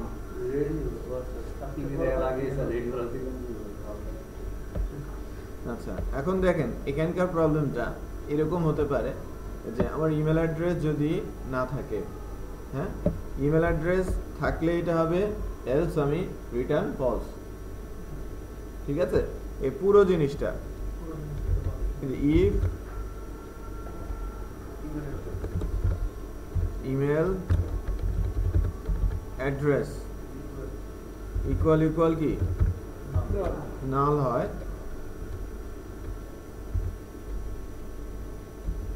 নট নাল দিলে তো এখানে আসবে, নট নাল হলে এখানে আসবে।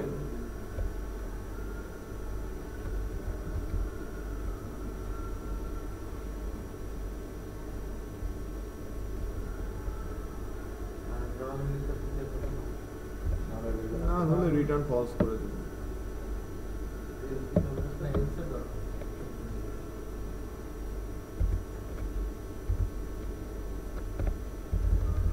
সে ঢুকলোই না, আমি আর কিছু করছি না, তো অটোমেটিক তো সেন্ড নাল হয়ে যাবে। এই যে এখান থেকে কি বলা হচ্ছে, লাস্টে কি দেওয়া আছে, ডট সেন্ড,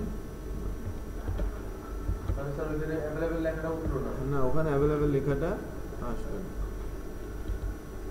কিছুই আসছে না।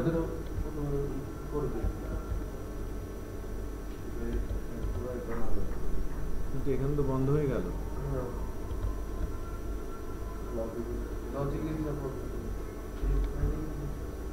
সেভ হয়েছে।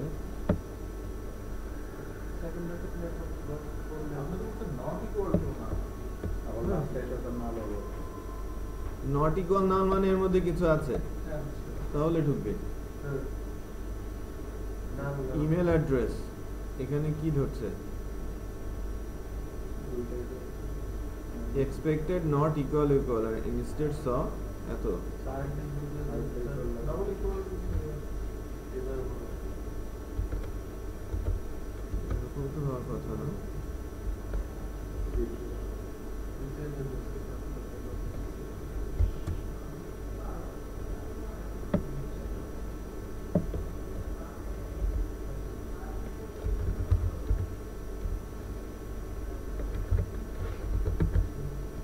At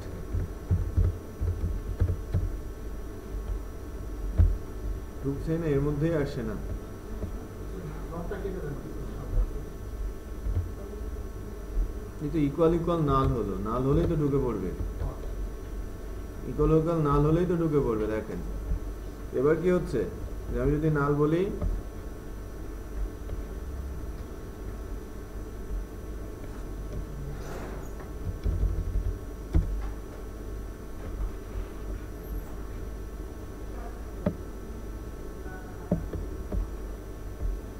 নাল, কোনো কিছুই হচ্ছে না। কোথায় আটকে গেল? এটা আমার ভুল হচ্ছে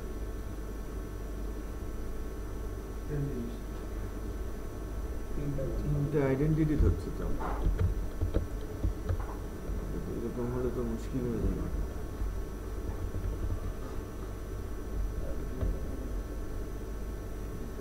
ইমেল অ্যাড্রেস তো আমার ভেরিয়েবল,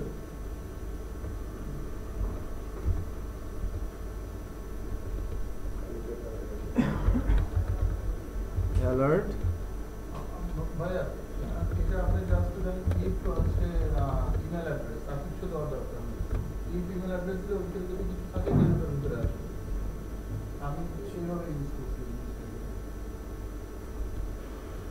পাচ্ছে। হ্যাঁ এই পর্যন্ত গেলেই হবে।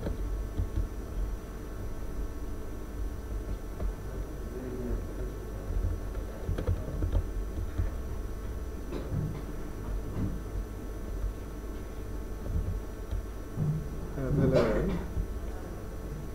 আগে শর্ট লেটার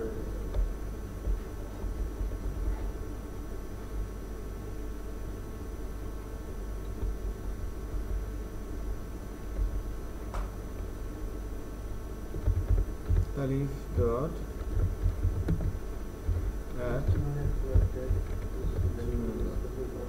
ঠিক আছে, এবার ঠিকই কাজ করছে। না ওটা ঠিকই আছে, জাস্ট ইমেলের কন্ডিশনটা দেওয়া হলো। এখানে ওই কন্ডিশনটা নিচ্ছিল না, নট ইকুয়াল বা ইকুয়াল, এটা কোনোটাই নিচ্ছে না। সরাসরি ইমেল দিতে হ্যাঁ।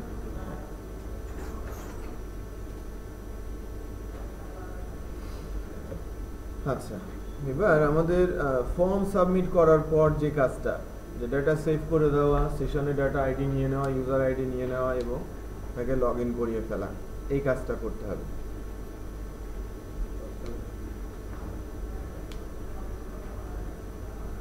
ফর্মটা শোনো না না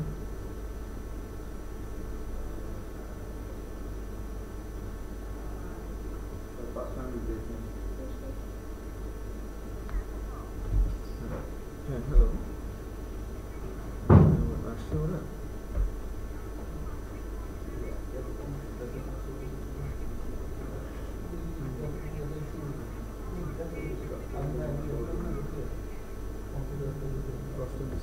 লগইন করে দেখলাম না ওদের সাথে ফোন দাও, ওরা কোথায় আছে? স্বাভাবিক, এটা চা খাচ্ছে।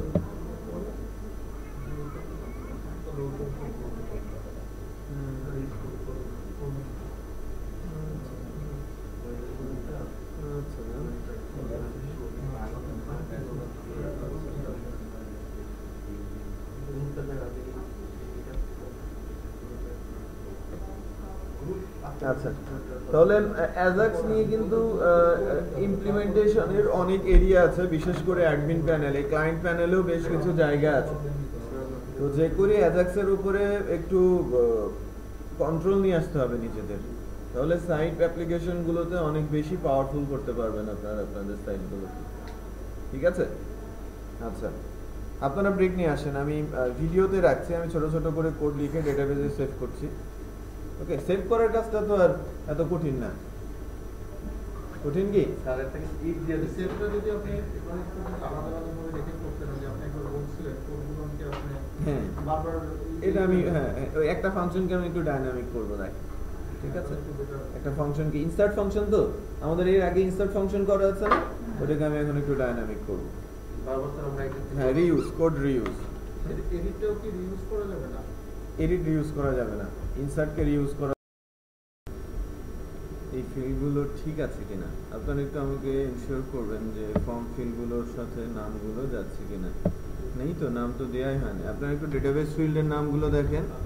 নেম হচ্ছে কি আছে না, ফার্স্ট নেম, এরপর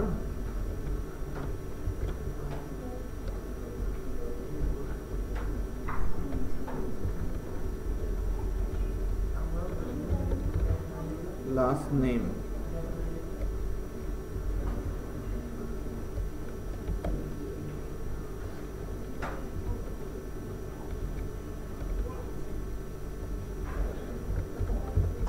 email address,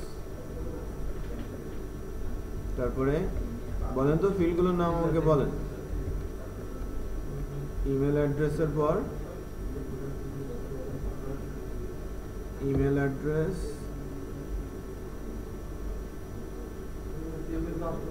email address, password, mobile number. Email অ্যাড্রেসের পর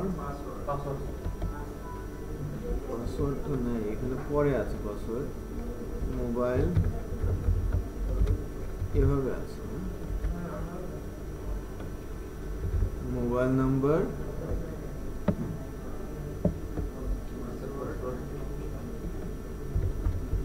নেম, পাসওয়ার্ড, তারপর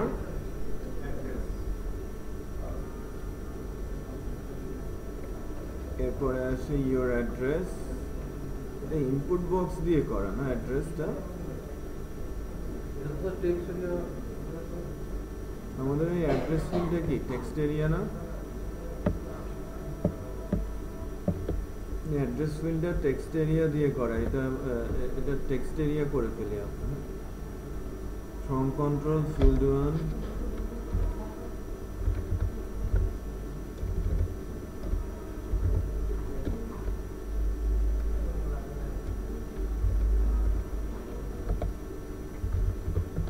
rows 30, columns 5, name, address, city, name, city। Interview দিয়েছেন এখানে বললেন? জি স্যার, ওখানে মানে আমার ডাক করব। name, zip code,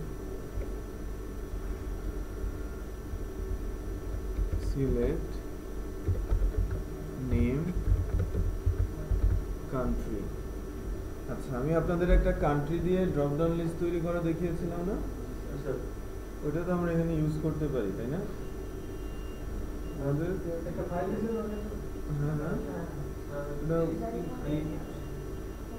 না না স্যার কান্ট্রিতেও দেখাচ্ছে স্যার, ওই যে ক্যাটাগরি সিলেক্ট করানো দেখাচ্ছে স্যার। জাভাস্ক্রিপ্ট ভ্যালিডেশন দেখিয়েছিলাম, জাভাস্ক্রিপ্ট ভ্যালিডেশন। স্যার আপনি একটা কান্ট্রি লিস্ট দিয়েছিলেন অনেকগুলো নাম, হ্যাঁ হ্যাঁ, ওইটা কি আমাদের এখানে ইউজ দেখান নেই বলেন? ওয়ার্ক, আমাদের প্রজেক্টের নাম কি? ই-কমার্স ই-কমার্স ব্যাস 10 স্ক্রিপ্ট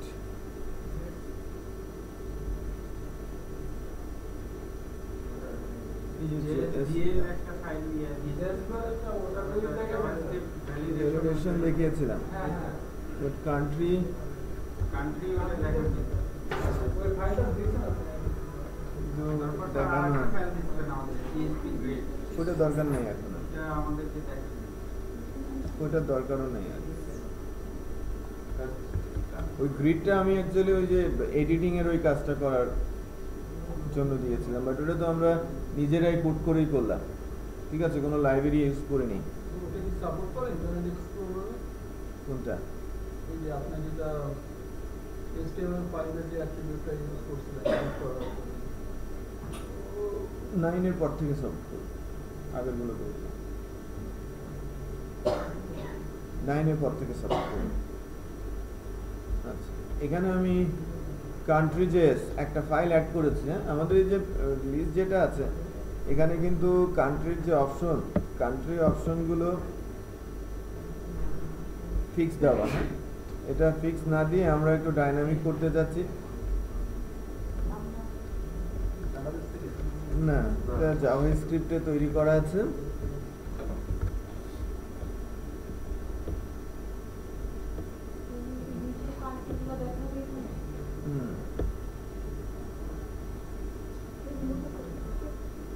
লাইক এখান থেকে আমি বলছি সিলেক্ট ইয়োর কান্ট্রি, এখানে এসে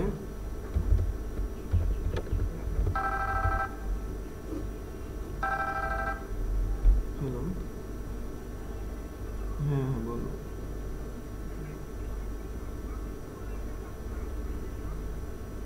তুমি ইয়ে খাও, মিষ্টি খাও।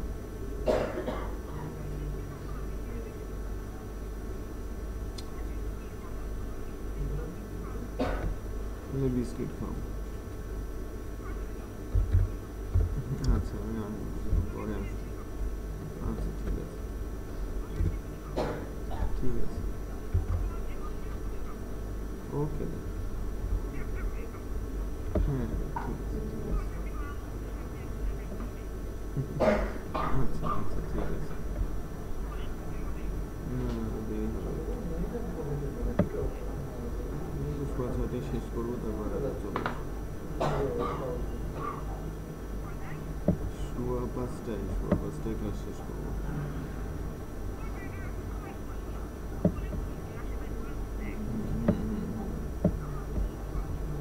ঠিক আছে, রাতটা তাড়াতাড়ি ঘুমাই যাবে। জানি না ভাই, সেটার কথা। আচ্ছা ভাই, আল্লাহ আল্লাহ, হ্যাঁ আরো যদি ডিজিটাল টাকা ছিল তবে টাকা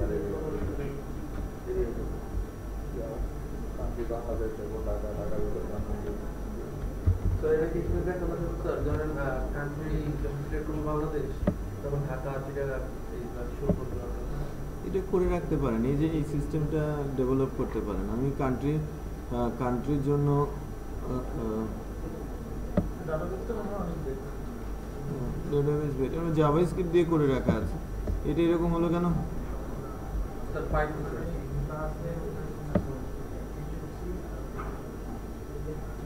কই অ্যাড্রেস? এই যে স্যার, এই যে ও উল্টা পাল্টা লিখেছে। কলামস হবে 30 ওইটা হবে আর রোজ হবে,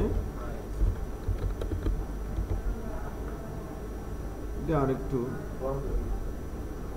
রোজ কলাম 30টা তো এত কম হওয়ার কথা না, বুঝলাম না।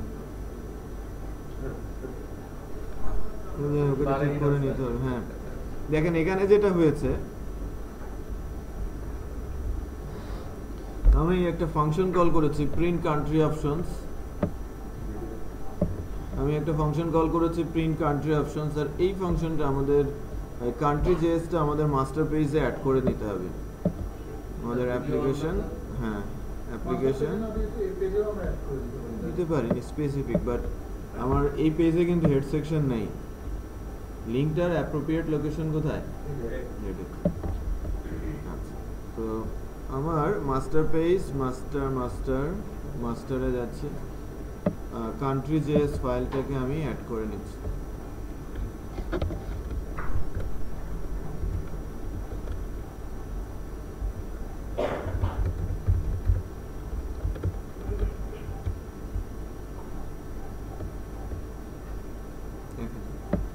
কান্ট্রি পুরো লিস্ট এখানে চলে আসে। অ্যাকচুয়ালি আমি একটা ফাংশন কল করেছি জাভাস্ক্রিপ্টের এখান থেকে যে ফাংশনটা কল করছি, ফাংশনটার নাম হচ্ছে প্রিন্ট কান্ট্রি অপশনস। এটা জাভাস্ক্রিপ্ট। প্রথমে একটা সিলেক্ট নিয়ে নিয়েছি, ডিফল্ট একটা অপশনও দিয়েছি, বাট বাকি কান্ট্রিগুলো লিস্টগুলো আসছে একটা জাভাস্ক্রিপ্ট ফাংশনের মাধ্যমে। তো আমার কান্ট্রি জেএস ফাইল একটা আপনাদের দিয়েছিলাম, এই ফাংশনটা আমি কল করছি প্রিন্ট কান্ট্রি অপশনস।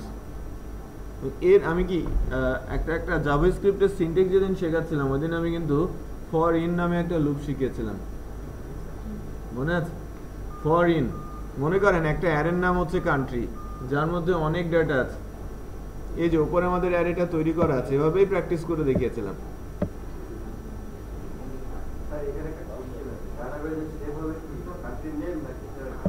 এই যে নামটা লেফট সাইডে যেটা, সেটা ওকে। দেখেন আমি একটা অ্যারে তৈরি করেছি, অ্যারেটার নাম হচ্ছে কান্ট্রি। কিভাবে একদম সাজিয়ে রাখা হয়েছে অ্যালফাবেটিক্যালি, যতগুলো কান্ট্রি আছে দেখেন, var country equal second bracket. তার মানে আপনি একটা অ্যারে যার নাম বলছেন কান্ট্রি, এই লেফট সাইডে যেটা সেটা হচ্ছে তার ইন্ডেক্স, আর কোলনের পর রাইট সাইডে সেটা হচ্ছে ইন্ডেক্সের ভ্যালু। এটা একটু ডিফারেন্ট স্টাইল একটা অ্যারে ডিক্লেয়ার করার জাভাস্ক্রিপ্টে। সামনে কোনো ডাটা লেখা যায়, কিছু লেখা যায়, এই স্টাইলটা ফলো করতে পারেন। আমরা তো একটু ডিফারেন্ট স্টাইল শিখেছি, অনেক ইজি। ওটা একটু স্মার্ট প্রসেস। আমি বারবার কিন্তু অ্যারেটার নাম লিখতে হচ্ছে না, হচ্ছে কি আমি ইকুয়াল দিয়ে সেকেন্ড ব্র্যাকেট দিয়ে আপনি লেফট সাইডে ইন্ডেক্স, কোলন দিয়ে রাইট সাইডে ভ্যালু দিয়ে এটা দিচ্ছেন। কিন্তু জাভাস্ক্রিপ্টে সম্ভব। জাভাস্ক্রিপ্টে PHP তে এরকম হয় না।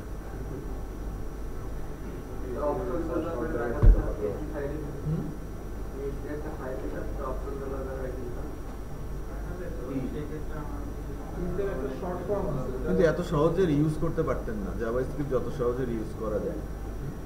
একটা শর্ট ফর্ম আছে PHP তে, খুব কার্যকরী, মানে বেশি ঝামেলা হয় না করলে। ওয়ার্ড কোলন দিয়ে লিখতে হয়। হ্যাঁ, কোলন এটা মানে খুব কার্যকরী। তারা আমাদের কি দেখতে দিবেন? আরে ভাই, খুঁজবেন গুগল থেকে। ভাই সব তো দেখেন। তাহলে আমরা কি এই অ্যারেটা বুঝতে পারছি যে এটা একটা অ্যারে? সবাই একটু খেয়াল করেন, এটা একটা অ্যারে, এবং অ্যারের লেফট সাইডে হচ্ছে আমার ইন্ডেক্স গুলোর নাম, রাইট সাইডে হচ্ছে আমার ভ্যালু গুলোর নাম। এখন একটা ফাংশন আমি কল করেছি, একটা ফরিন লুপ এখানে আছে। ফরিন লুপ এই যে প্রিন্ট স্টেট অপশন না, প্রিন্ট কান্ট্রি অপশন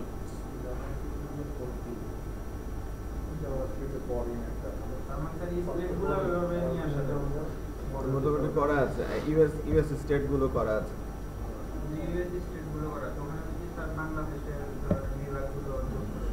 করতে পারবেন। দেখেন প্রিন্ট কান্ট্রি অপশনসটা এখানে আছে।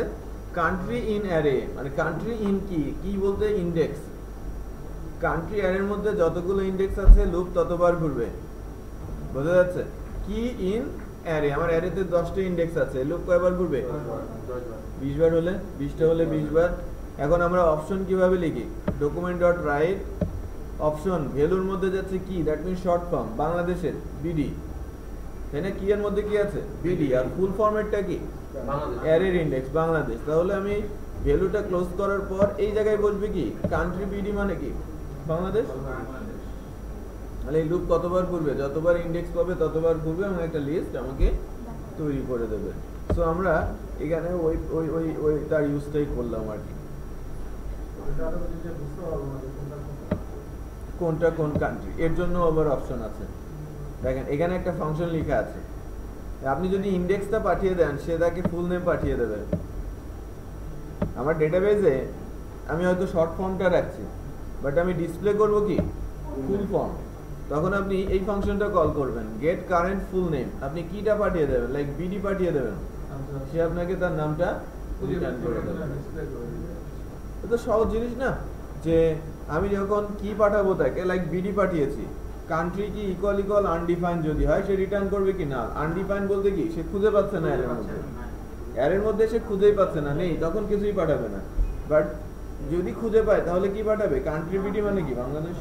ফাংশনটা লেখাটা তো সহজ, এটা আমার লিখে রাখা ফাংশন আমি আপনাদের দিচ্ছি। এটা একটা বড় প্রজেক্টে আমি ইউজ করতাম, ইউএস বেস প্রজেক্টগুলোতে। ইউএস এর স্টেটগুলো এখানে সুন্দর করে লেখা আছে, state option, state full name আপনি কিন্তু পেয়ে যাবেন। ইউএস মার্কেটে কোনো কাজ পেলে তারা কিন্তু এগুলো চায়। আমি কি বোঝাতে পেরেছি? হ্যাঁ, সবই আছে। জিপ কোডটা নেই, স্টেটের অপশনগুলো আছে, এই যে শো স্টেট, স্টেটের নামগুলো ডিসপ্লে করা আছে।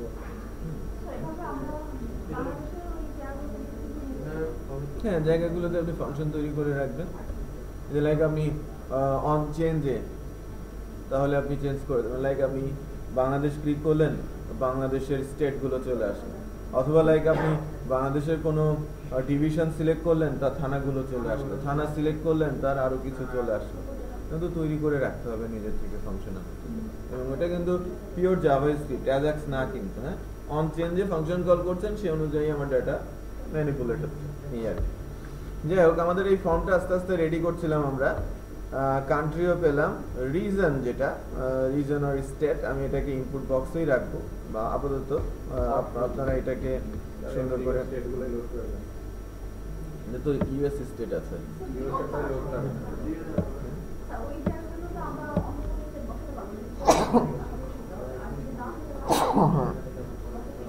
তাহলে পরে আমার বাংলাদেশটা দেখবো। স্যার আপনি ইউএস করে দেন স্যার,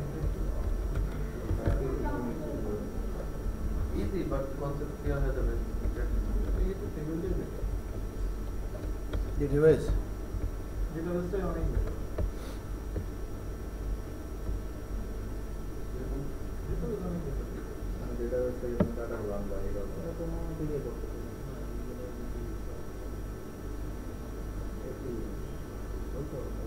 এবং কোডগুলো আমরা ক্লিয়ার করতে মানে মাইস্কুলের কোড রেডি করাই থাকে।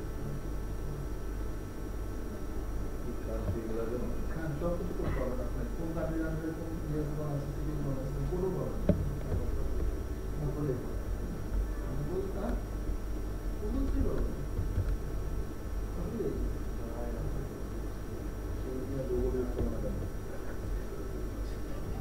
বা আপনি গুগলের ব্যাগ দিয়ে ক্লাসে না दूसरा भी नहीं है बस गूगल सर कौन सी आपने की तो सर आपने कम मत देते तो सर টাকা পয়সা দিবেন স্যার মিষ্টি খাওয়ানোর কথা ছিল। ঠিক আছে স্যার মিষ্টি তো কাচ্চি খালি গূগল আপনি স্যার তো রেসপেক্ট করেন নিতে তো আপনারা তো কাচ্চি পর্যায়ে পৌঁছে গেছে। ওনার ইচ্ছা আমাদের খাওয়ানোর, এই জন্য শেখাচ্ছে না। স্যার আজকে তো আমরা মানসিক কম আছি, চলুন আমরা খেয়ে আসি। জি স্যার এ বুঝতে ভালো কিছু ভালো কথা বলছো মিনিটে স্যার আমরা পার্সেল কম আছে তাই তাহলে এর বাইরে কি করা যায় এটা চিন্তা করতে হবে। সব ফ্যাসিলিটি স্যার বন্ধ করে আচ্ছা, আমাদের ডেটাবেজে কিন্তু স্টেটটা নেই। স্টেট নামে কোনো কিছু আছে? স্টেট নামে কোনো কিছু আছে সম্ভবত আমাদের ডেটাবেজে। হ্যাঁ, স্টেট আছে। সিটি কান্ট্রি তো উপরে দিয়েছি, zip code, country, postal code, city, হ্যাঁ আছে।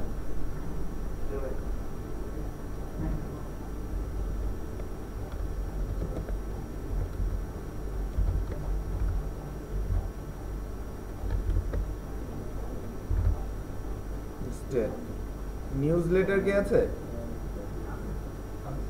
নিউজলেটার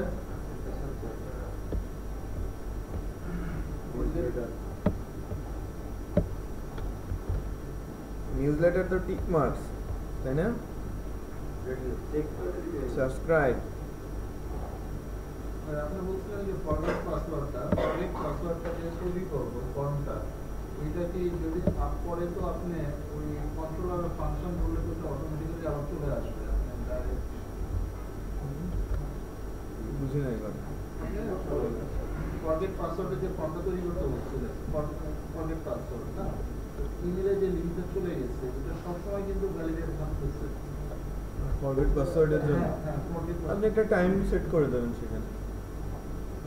আপনি তো ডেটাবেসের ওই লিংকের সঙ্গে টাইম দেওয়ার দরকার নেই। আপনি ডেটাবেসে একটা টাইম, কখন আপনি ইমেলটা পাঠালেন, আমি কখন পাঠালাম সেটা একটা এন্ট্রি করে যাবে ডেটাবেসে। একটা ফ্ল্যাগ রেখে দেবেন বা একটা ডেট টাইম রেখে দেবেন যে কখন আমার কাছ থেকে একটা ইমেল গেল এই অ্যাড্রেসের এগেনস্টে। ওটা কোন টেবিলে রাখবো? এটা আপনি ওই টেবিলে রাখবেন। তাহলে তো আমাকে আরেকটা টেবিল ক্রিয়েট করতে হবে, পাসওয়ার্ড রিকভারির জন্য একটা টেবিল তৈরি করে নেবেন, একটা এন্ট্রি পড়বে, যখন ইমেল যাবে একটা এন্ট্রি পড়বে, ভ্যালিডিটি চেক করবে 24 ঘন্টার মধ্যে এই ক্লিকটা এসেছে কিনা, তাহলে তো হয়ে যাবে। আচ্ছা, এটা গেল একটা অপশন। সেকেন্ড হচ্ছে আপনি যে ইমেলটা আমি আপনাকে পাঠাচ্ছি, তো ওখানে তো আপনার ওয়েবসাইটের অ্যাড্রেস, কন্ট্রোলার, ফাংশন এই তিনটা জিনিস আছে। তো যে কেউ চাইলে ওই অ্যাড্রেসে তো আবার ব্যাক করতে পারবে এবং ওই ফর্মটা কিন্তু আবার শুরু হবে, কিছু থাকুক বা না থাকুক। কিন্তু আমি চাচ্ছি না যে সেকেন্ড বার কেউ আমার পারমিশন ছাড়া ওই পেজে যাতে না ঢুকতে পারে।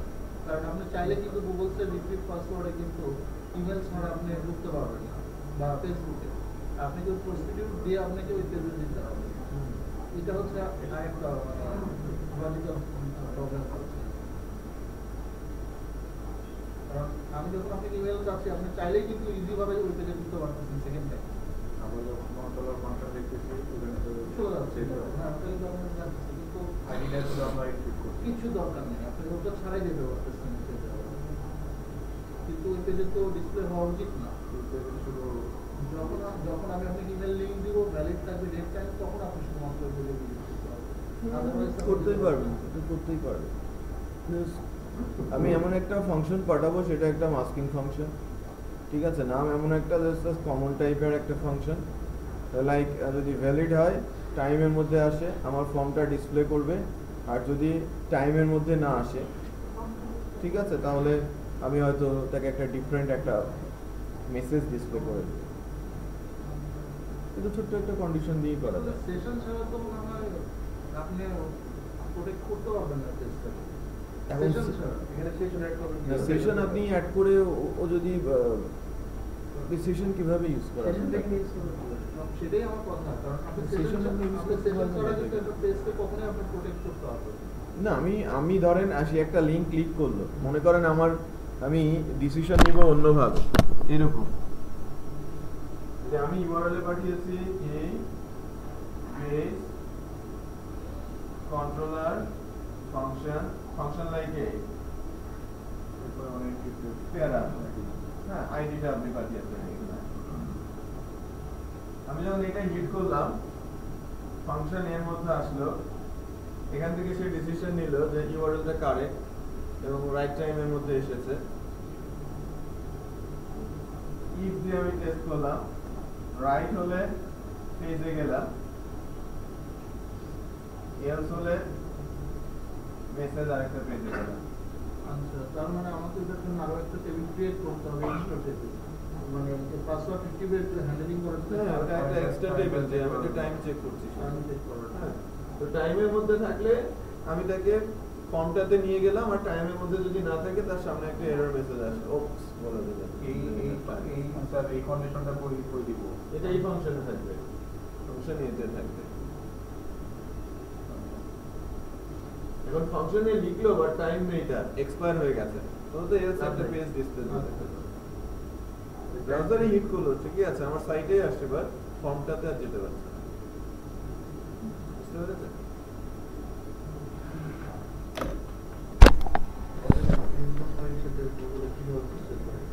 Active status block customer created debt. Recovery লিংকটা এটা অনেক দিন ধরে ডেভেলপ হচ্ছে না, ওটার উপরে অনেক মাস্টারিং করা হয়, অনেক মাস্টারিং। হোয়াটসঅ্যাপ তো কিনে নিল ফেসবুক। হোয়াটসঅ্যাপ ফেসবুক কিনে নিচ্ছে। হোয়াটসঅ্যাপ ফেসবুক কানেকশন অফ করে গেল না। হ্যাঁ, ভালো মনে হয়। কই না আটা ফেসবুক ডিলিট করে দিলে কি চলে? টাকা পয়সা ওরা একসঙ্গে কাজ করবে। ফেসবুক কিনে নিছে, ফেসবুক কি করে নিছে? আপনি চাইলে স্যার এটা আপনাদেরই করতে হবে স্যার, এমন কোনো কঠিন ব্যাপার ছিল না। হোয়াটসঅ্যাপ আইডিয়াটা হচ্ছে আইডিয়া বেশ পপুলার। এটাই হচ্ছে ভ্যালু। ফেসবুকে দেখলাম যারা অনেক পপুলার, যারা এখন ইন্ডিকেট করা হবে কিন্তু চাইলে কিন্তু স্যার বাংলাদেশের যেগুলো তৈরি করতে পারছে, আইডিয়াটা ইউনিক একটা আইডিয়া। আইডিয়া আসতে হবে এবং ওদের সঙ্গে কমিউনিকেশনের স্কোপও তো থাকতে হবে। শুধু আইডিয়া আসলেই তো হবে না। ফেসবুকও তো যে কেউ তৈরি করতে পারে, ওই যে আইডিয়াটা আইডিয়াটাই আছে। এটা স্যার কয়েকদিন আগে আইডিয়া শেয়ার করে বুঝলাম না, ফেসবুকের মেসেঞ্জার কিন্তু অনেক স্ট্রং এখন, কিন্তু আবার হোয়াটসঅ্যাপ কিন্তু ওটা মোবাইল মেসেজিং এর জন্য। হয়তো মোবাইল মোবাইল মেসেঞ্জার বা যে মেসেঞ্জার ও কাস্টমার ওরিয়েন্টেড হয়তো কোনোভাবে কনভার্ট করবে আস্তে আস্তে। ইউ চ্যাট আছে না ইন্ডিয়ান, অনেক ইউ চ্যাট ইন্ডিয়াতে গেলে অটোমেটিক ওই অ্যাপসটা ডাউনলোড হয়ে ইনস্টল হয়ে যায়। কবে থেকে এটা বেশ, আমি তো 9 মাস আগে গিয়েছিলাম, তো ওখানে মানে এন্ট্রি করার সাথে সাথে আপনি যদি তার সিম লাগান, ইন্ডিয়ান কোনো সিম লাগান, সঙ্গে সঙ্গে আপনার অ্যাপসটা ডাউনলোড হয়ে ইনস্টল হয়ে যায়। ইভেন ওটা আনইনস্টল করা যায়। এটা খুবই বাজে, আমার ওই ওই ওই অ্যাপসটা বেশ পেইন দেয় আর কি। ও স্যার এখন আপনার ইনস্টল হ্যাঁ চ্যাট আছে, ফ্যাক্টরি রিসেট দিয়ে দেবে। এক অ্যাপসের জন্য ওই তো যে টেলিকমের সাথে ওদের চুক্তি আছে, ওই টেলিকম গুলোর সঙ্গে চুক্তি করতে হবে যে আমি একটা অ্যাপস বানিয়ে তার অ্যাপ স্টোরে দিলাম, অ্যাপসটা ইয়ে হবে, আমি টেলিকম গুলো হয়তো কিছু পার্সেন্টেজ দিচ্ছি, সে বলে যে না এটা আসার সাথে সাথে টেলিকম সঙ্গে সঙ্গে ট্রিগার করে ইনস্টল করে দেবে। বাংলাদেশের মানুষের মনে হয় এখনো তার 30 টাকা দিয়ে সিমের মেলা বলছে। সবার সিম না মোবাইল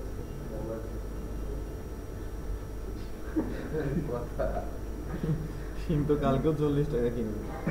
আমি তো 30 টাকা সিম কিনছে না সিম কিনছে। আচ্ছা, আমাদের সেভ করার কাজ আমরা কি সেভ করা পারবো?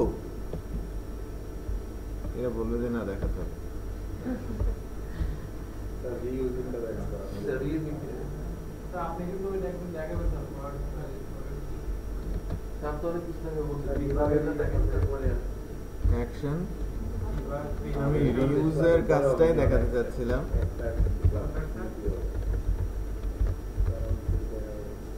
ইউআরএল, কন্ট্রোলারের নাম কি? চেকআউট স্ল্যাশ, ফাংশনের নাম কি? সেভ কাস্টমার ডাটা স্যার আমি দেখাতে পারছি।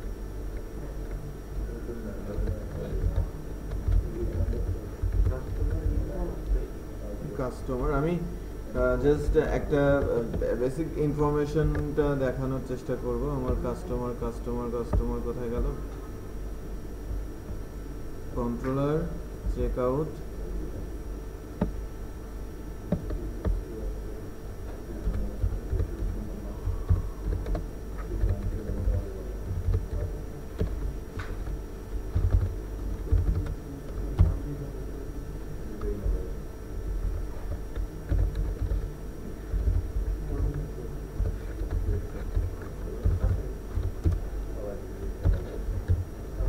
কোন একটা ফাংশন বলেন যেখানে ইনসার্ট করা আছে, কোন একটা ফাংশন বলেন যেখানে ইনসার্টের কাজ করা আছে। আগে ব্লক টেস্টে মডেল না, এখানকার মডেলগুলোর মধ্যে নেই যে আমি ডাটা ইনসার্ট করছি। ওয়েলকাম মডেলে আছে ডাটা ইনসার্ট করার মতো কিছু কোনো ফাংশন, তার অন্য প্রযুক্তি দেখতে হবে। লাইক ডিরেক্ট ইনসার্ট, না স্যার এরকম তো কিছু নেই।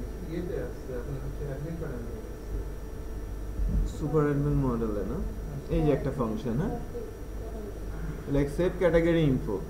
আমি মনে করেন এটাকে আমি একটু ডাইনামিক করছি, আপনারা এটা রিউজ করার চেষ্টা করবেন। হ্যাঁ, আমি যদি সেভ ক্যাটাগরি ইনফো না বলে আমি বলি সেভ ইনফো,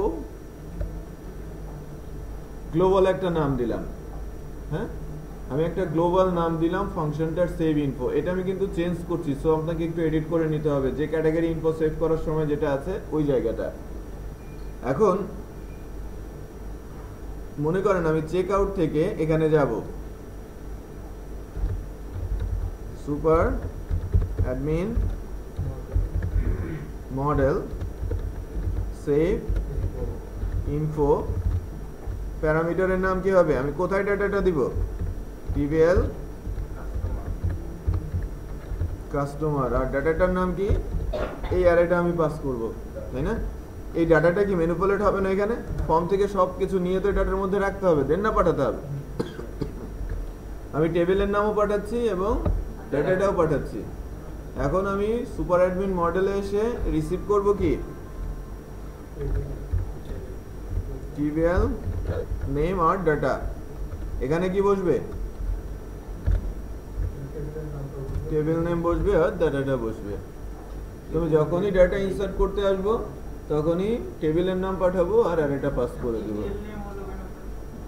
আমার ইচ্ছে আমি যে কোনো নাম দিতে পারি, এখানে তো ভেরিয়েবল নেই। আমি বোঝাতে পেরেছি? তো ইনসার্শনের সময় আমি বোঝা যায় না যে আমি টেবিলের নাম পাঠাবো এবং আমি তো জানি যে কোন টেবিলে ডাটা ইনসার্ট করবো। আমার মডেলে একটা ফাংশনই ইনসার্টের জন্য যথেষ্ট যে আমি টেবিলের নাম পাস করবো, ডাটা এর পাস করবো। এখন এখানে তো স্পেসিফিক কোনো কিছু নেই, আমি যে টেবিলে যে ডাটা পাঠাবো সেটা তো আমি নিয়েই আসছি, সেটা বোঝা যাচ্ছে? তো ডাটা ইনসার্ট করার জন্য এখন এই একটা ফাংশনই আমার যথেষ্ট। আমি যে আলাদা 7টা টেবিলে 7টা ডাটা আমি ইনসার্ট করছিলাম, ওই কাজটা এখন একটা ফাংশনই করতে পারবে। সিলেক্ট করতে পারবো, অল সিলেক্ট করতে পারবো, কন্ডিশনাল আইডি দিয়ে সিলেক্ট করার যে কাজগুলো, আইডি ডিলিটও তো করতে ডিলেট সবই করতে পারবো। টেবিল নেম আর আইডি পাস করে দেবেন, এডিটটা করা যাবে। আমি তো বোঝাতে পারলাম, তাই না? তো এটা একটু কমপ্লিট করে নিয়ে আসবেন ডাটা সেফটা। স্যার ওটা কল করতে চেক করতে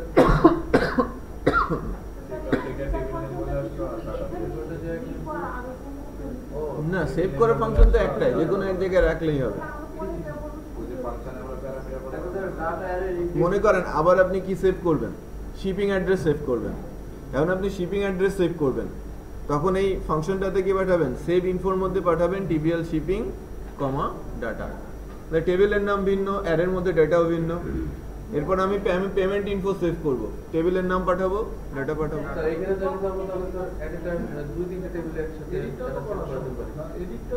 এডিট হয়ে যে স্পেসিফিক টেবিলে ফিল্ড সেট করতে হয়, ওটা তো আর ডাইনামিক করা যায় না। ওইটা তো আপনাকে নিয়ে আসলো, নিয়ে আসার পরে তো আপনি বাই আইডি মানে আইডি ধরে সাধারণত সেভ হয় না। আমরা যদি কোনো স্পেসিফিক ফিল্ড না ধরে ডাটা অ্যারে ধরে আপডেট করতে চাই, সেটাও পসিবল। আমি 2 ধরনের আপডেট দেখিয়েছিলাম। দিস ডিবি সেট ফিল্ডের নাম বলে ভ্যালু সেট করে দিয়েছিলাম। আরেকটা আপডেট আমি দেখিয়েছিলাম, this DB table, this DB কি লিখেছিলাম, কন্ডিশন আইডি, তারপরে this DB update table name comma data, ওইটা হলে পসিবল। আমি যদি টোটাল ডাটা আপডেট করতে চাই, শুধু অ্যারে ধরে আপডেট করে দিতে চাই, সেখানে একটা ফাংশনই যথেষ্ট। বাট স্পেসিফিক ফিল্ড যদি আপডেট করতে চাই, তখন আলাদা ফাংশন লিখতে হবে। লাইক আপনি 2-1টা ফিল্ড আপডেট করবেন, স্যার এইভাবে যদি করতে চাই তাহলে পুরো অ্যারে টানতে হবে, আপডেট করে পুরো অ্যারে বানাতে হবে। কারণ আমি যখন ডাটাটাকে এডিট বাটনে ক্লিক করতেছি, সে অটোমেটিক রিট্রিভ করে নিয়ে সঙ্গে ডিসপ্লে করতেছে। সো আমি সেভ করার সময় ওই ডাটাটা পুরোটাই আমি আবার একবারে পাঠাবো, যেটা ডিসপ্লে করতেছে। ওই যে আমরা যখন করছিলাম যে লাইক পাবলিশ আনপাবলিশ, তখন তো একটা স্পেসিফিক ফিল্ড আপডেট করছিলাম। ও না, ওইটা তো ওই ক্ষেত্রে তো একটু ডিফারেন্ট, এটা ওয়ান ওয়েতে না, ওই ক্ষেত্রে কিন্তু আলাদা। আমরা এখানে আরেকটা টেবিলে আমরা ডাটা সেভ করতে পারি, অবভিয়াসলি পারবো। একদম মধ্যেই থাকতো তাহলে। আমি ওই ফাংশনটা এখন সব রকমের সেভ করার জন্যই ইউজ করতে পারি। মেইন যেগুলো গ্লোবাল টাইপের ফাংশন, স্যার এগুলো কি আলাদা আলাদা একটা কন্ট্রোলারে নিয়ে নেবেন, মডেলে নিয়ে নেবেন, জেনারেল মডেল, বারবার কল করবেন। জেনারেল মডেল নামে একটা মডেল তৈরি আমরা করবেন। হেল্প করে রাখবো, কারণ আমি দেখলাম যে এটাকে হেল্প করে রাখছে। আমি হেল্পারে না, এই মানে ডাটাবেস রিলেটেড কাজগুলোর জন্য হেল্পারে রাখা যাবে না। হেল্পারে থাকবে ইউটিলিটি ফাইল ফাংশনগুলো, ইউটিলিটি ফাংশনগুলো। ইউটিলিটি বলতে আমি ইউজ করব, এটা মডেলেও করতে পারি অথবা কন্ট্রোলারেও করতে পারি, ইভেন ভিউতেও ফাংশনগুলো ইউজ করতে পারি। বাট এটা আমার ওই এমভিসি প্যাটার্নের বাইরের ফাংশনগুলো আমার প্রজেক্টেরই ইউজ হবে, বাট এটা এক্সট্রা ফিচার হিসেবে। ঠিক আছে, আমি আপাতত রাখছি।